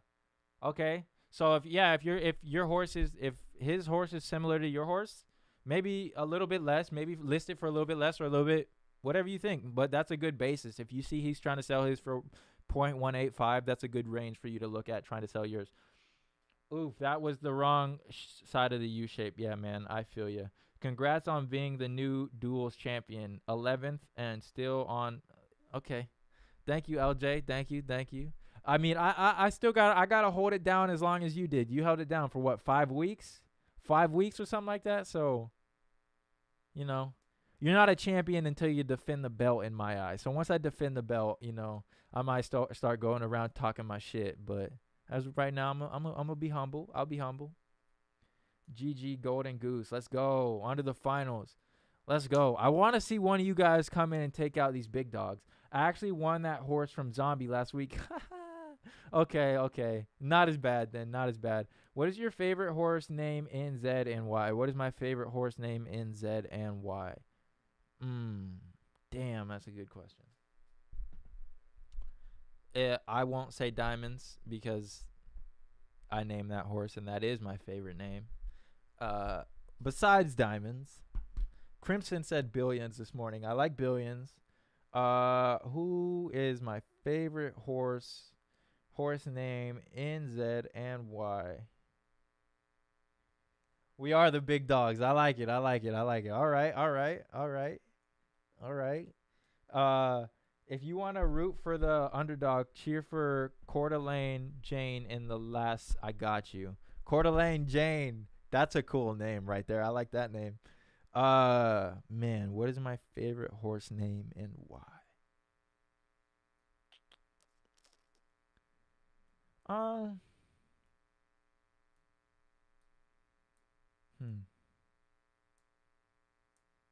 Shit, dude. I don't know. Ring-a-ding. I like ring-a-ding. Shit. I'd probably have to say T'Challa. I like that horse name. That's a cool name. I'm trying to think of an original name.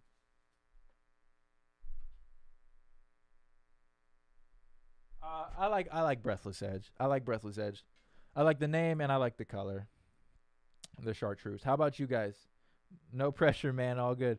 I wanted to think that one out. Breathless Edge.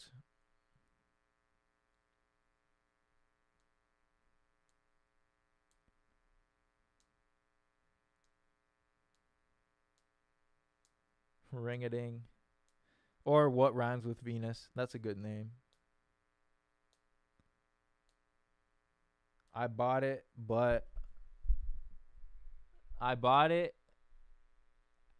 How the hell do you say that name? Aldebaran. Aldebaran. Better Call Saul. Okay, I like that one. Somebody has to have Walter White. Better Call Saul. I like that one. There's some names, I don't want to say them, but there's some names that nobody's got that I want to take, but I don't want to give them out. All right, is this it? Last one right here. Terms of engagement. Do we have anybody in here that might take him out? Crimson, he's got 2 of his 3. Oh, okay, 2. We got San Francisco Tribe. Doughboy. All right, I'm rooting for Doughboy. Let's go, Doughboy. Let's go. All Day Baron. Okay. All Day Baron or Baron. Interesting name. Is there like a meaning to that?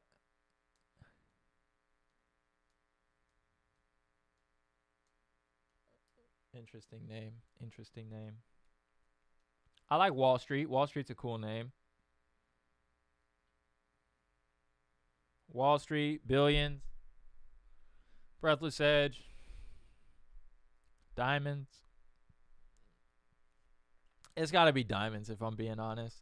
Like if I hear anybody say diamond in public, I just like it's It's like when you buy a car and then you see it everywhere or you notice it everywhere because you bought it. It's exactly like that. Whenever someone says diamond now, I'm just like, what? Who's talking about my horse? And really, it's just like a K Jewelers. He went to Jared. He bought a diamond. I'm like, huh? I bought a matching pair of Z10 Burley Wood rare coat you used for .83 total a few days ago. How are they looking out for you? A pair of Z10 Butte. So are you trying to make super coats? So you're printing Z20. Where they? What are you printing each month? Z20 exclusives or elites? It's the last race of the day right here. So many cheapies out there. I know. I think I might be kicking myself in a few months from now for not scooping up a few more horses at the floor, but I'm just into some other projects right now. I'm good on Zed. I've got my one horse to where I can get on here, I can play, I can have fun for a little bit, and then go do something else.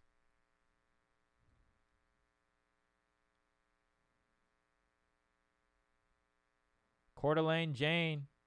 Let's go. Oh, yeah, that's right. That's your horse. Damn, I'm so bad with fucking remembering shit. Coeur d'Alene Jane against some big dogs. Terms of engagement in this race. Can we turn auto camera off, please? I'd really appreciate it. Thank you. Thank you. Okay, much appreciated. Why is this being so hard? Okay, here we go. All right. 1,700 meters to go. Spread out your bags best way. GVG picked up great Z2 for like 2.6 today or yesterday. Crazy. What's the name of the horse? I'll have to go look that up. Great Z2 Genesis. Well, if it was for 2.6, it was probably a Genesis, right? Okay, here we go. Somebody's gonna kick at like 1,100 meters.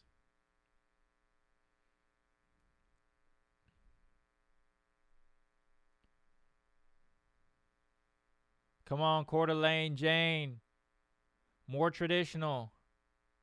Go ahead, tie yourself out, cousin. Go ahead. Coeur d'Alene. Come on, represent Big Idaho for us. Come on, Coeur d'Alene Jane. You're right next to terms of engagement. You can turn it on with them. Come on, there goes terms. There goes terms of engagement. Coeur d'Alene Jane still falling off screen and turning it back on a little bit, but will that be enough? Terms of engagement slowly grinding it out with 500 meters to go. Coeur d'Alene Jane, we need something. We need something, Coeur d'Alene. More traditional in first. Coeur d'Alene Jane. Fury mode coming up fast on her tail. Oh, man, it's not looking good. Come on, Coeur d'Alene. Come on, Coeur d'Alene. Go. Go. 150 meters to go. Coeur d'Alene Jane. Fury mode. Terms of engagement is going to steal first. More traditional was second. And come on, Jane. Hey, how much money did you make it on your way there? If you made some money on your way there, then it's a good day, right? And especially if it would have taken you a long time to make that money in just day-to-day paid racing, that's not a bad day. And you went up against some monsters. Come on, no dice. Come on, Plain Jane. All right. Terms of engagement, San Francisco Tribe, shout out, and Al Hamberin. Ooh, Cryptid Racing just barely got pushed out. Our boy Doughboy didn't get it. And where's Coeur d'Alene? Am I blind? Right here. Coeur d'Alene Jane. Why do you have to disappoint us today, Cord? Bought the horse for breeding. Never really planned to race it. Yeah. I'm like $100 for third. Well, I'm glad that you had fun. I mean, like, unexpected results are always nice, right? If you're not expecting for the horse to do that well, and then it turns out, doing good, like, can't complain. We'll see if we can get into this race, and then we'll call it. Yep, we'll get into this race, and then we'll call it a day. We can go and try and scout a U-shaped horse if Homeboy's still in here. We can go and try and find one for the Buterin if what was his name again? Benedict. If Benedict's still in here, we can go look for one.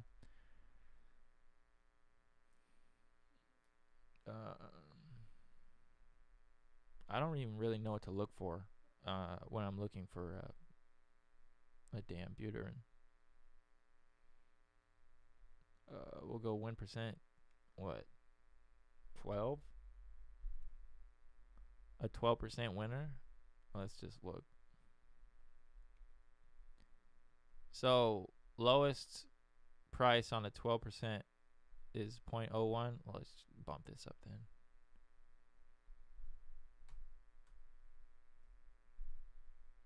Go 15%. Let's see. 15% winner you can buy for 0.0. God damn. All right, let's turn some of this more stuff up. Number of free races 0. Fuck. See, I don't even know what I'm doing when I'm looking at this shit, dude. 20% win rate. But these are probably free races though. That's what makes it so hard. How do I take free races out of this? Don't buy a U. They are going to be massively nerfed come, do I think. Filter for number of race. Oh, okay. Filter number of paid races. We'll go at least fucking, what, 10? Okay. 0.03.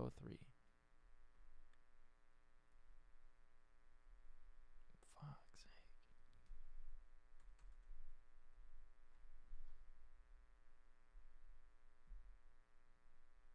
Okay, here we go.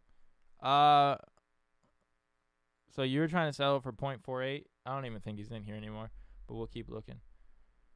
So they're trying to sell this horse for what? 0.35.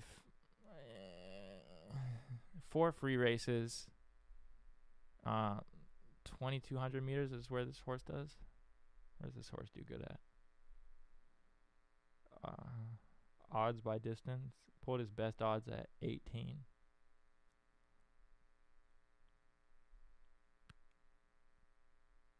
This shit is interesting.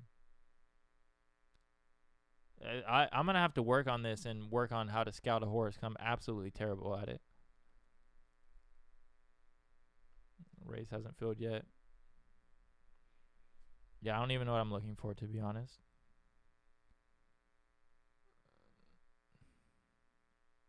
They have a free race filter as well. I'm a D-gen, bro. If there's a Z2 like me, what is it, C2? We'll just go legendary.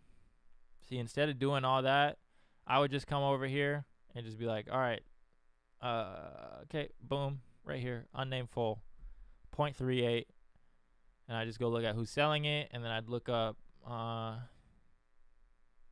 the number. So the number is that number. I just bring it over here. I go boom, paste, boom, family, and then I just look at the parents. Someone named this horse AOC. Interesting. Both unraced. Parents. Let's go to the stallion. Let's go look at his family tree. Offspring. Most of them 3 of them unraced. Best he has is a. That's 3 races though. Out of 178 races, Simpatico. Z3 legendary with a 12% win rate. So that's really how I go about buying. Like I would rather go scratch ticket. You know what I'm saying? I get to name the horse. I named it. I get to race it. I get to put it in the Griffin. What's your filter, Avon? I'll look it up. Reach out to Cryptog from Haku. He just came in chat today and he has a new guide for buying. He came in chat and he has a new guide for buying and he wants people to test it out. Your best mate could be some free alpha.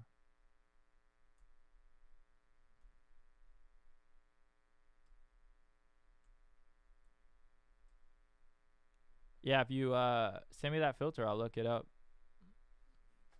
It might take a minute for you to type, so take your time. Take your time. We're going to let this race hop off in a minute, and we'll get out of here. Thank you so much, Genesis, for the donation. I really appreciate that. I really do. That was my first donation. It means a lot. So thank you for the support. Truly. Slander Unlimited from Wagme. Ooh, we're going to have to come take down a big dog. Sour D's. Oh, they did sell Sour D's. Interesting. So we got O'Neal, Diamonds, and Slander Unlimited. I believe O'Neal did really good in the last tournament, if I recall. Tuca's Horse Farm. Midrunners Finals A has 10 Z2s, a Z1, and a Z10. Jeez. 10 Z2s, a Z1, and a Z10. Sheesh.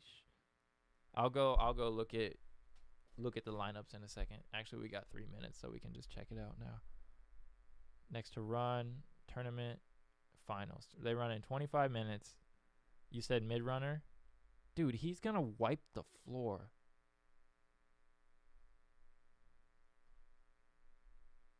Oh, man. People are going to be he's going to win. I'll put my money right now. You ready for riot drops? I just sent for 10. You spent money on 10 drivers. I missed my slot. Plus, I made a dumb play. Long ass story, to be honest. A long ass story on why I missed the Riot Racers drop. But no, I didn't get into the Riot Racers drop. I'll explain. 12 jewels. All right, let's go. 12. No flames, but damn, that's a pretty stack. I don't know any of these horses though. That's what I'm saying. Like, you might be good. Because I've never, like, there's no What Rhymes with Venus. There's no Diamonds. There's no, like, monster 100+ win horses in here. So you got a shot, bro. You got a shot. Just cheering for top 4. 11.5% win rate or better. Okay. Finian, Buterin, under. Okay, let me go look at that. You asked me, but bot lady, you said, am I getting in the Riot Racers driver drop? No, my dumbass. I normally don't flip projects, or I don't try and mint projects and flip them, and then, like, man, I'm so dumb. But my buddy, he's like, hey, there's the. Actually, I went out and asked him because my buddy makes a lot of money off flipping NFTs, and I'm like, nah, I'm just gonna stick with Zed. I'll keep my money in Zed and do all that stuff, and so that's normally what I do, and then. The Fox game, it's literally called Fox game. It's like Wolf game. It comes out, and I'm like, all right, yeah, I'm gonna spend like 0.4 and flip it, and then I'm gonna try and get out by the drivers drop so I can have more money for drivers. And nothing has gone to plan. I shouldn't have touched this shit. I still have hope that it can rebound, but I'm like, god damn it. Now I'm asked out of drivers, and I can't go mint. But I think I'm just gonna go buy rare characteristics once they reveal, like the fire and all that shit. Finney and Buterin under 2.5 under 0.25 exclusive legends, minimum 40 races. Okay. Minimum 40 races, max free race 25. 40.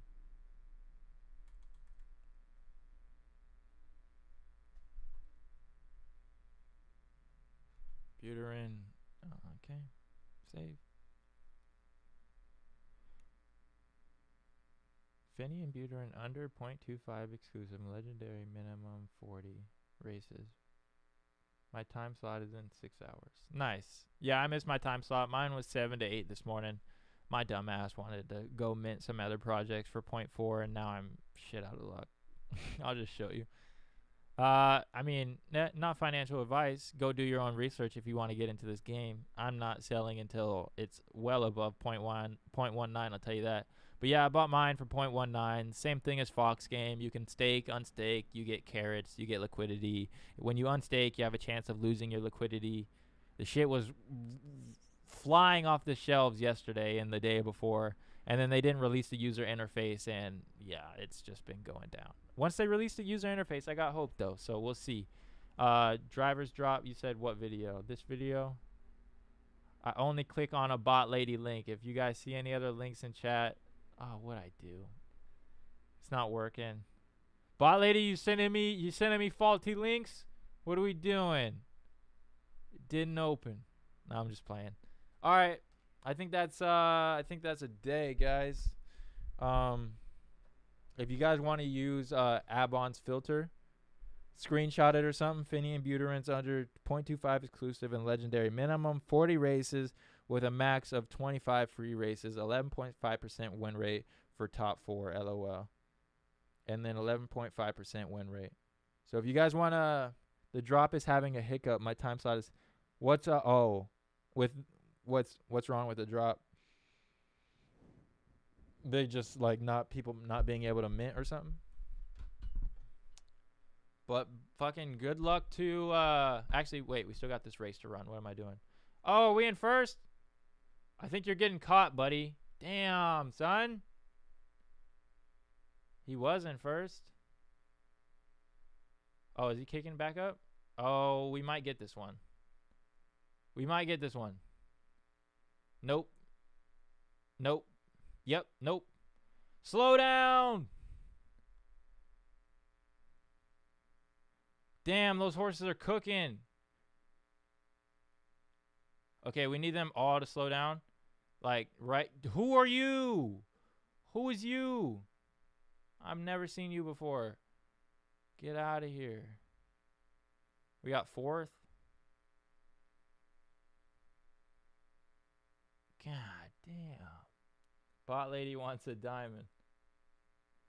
Good luck on anyone on the track. Yeah. What?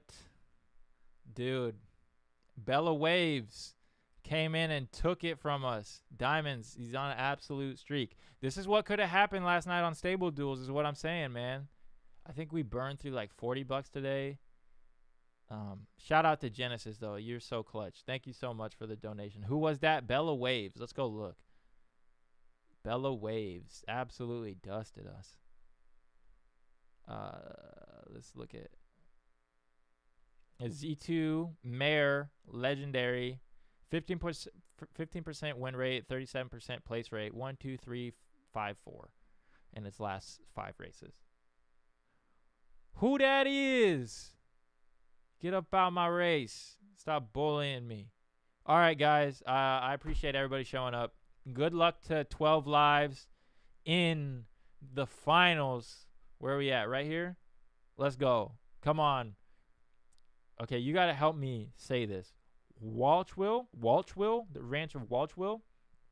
Is that how you say it? Somebody put the parachute on that horse. Great stream, friend. Thank you so much. Yeah, somebody slow home dude down. Later, players. All right. Thank you guys so much for tuning in. We're back tomorrow with Catch Me Riding Derby. We're going to talk about Jumbo. Wheel of Deals tonight. Make sure you go check out Pony Plug 24/7. Go watch Lucky Jacks. If you guys got some Griffins, go toss your horses up in Wheel of Deals. I want to see you up there. Go on stream. Actually hop on stream if you win. It looks like a good time. So thank you guys so much for tuning in. Thank you so much, Bot Lady, Andy Mack, and Genesis for being great moderators. And thank you so much for the donation, Genesis. I will see you guys tomorrow. Peace. And I didn't even add the exit screen, so now it's going to take like extra 5 minutes for me to change out. Later. Peace.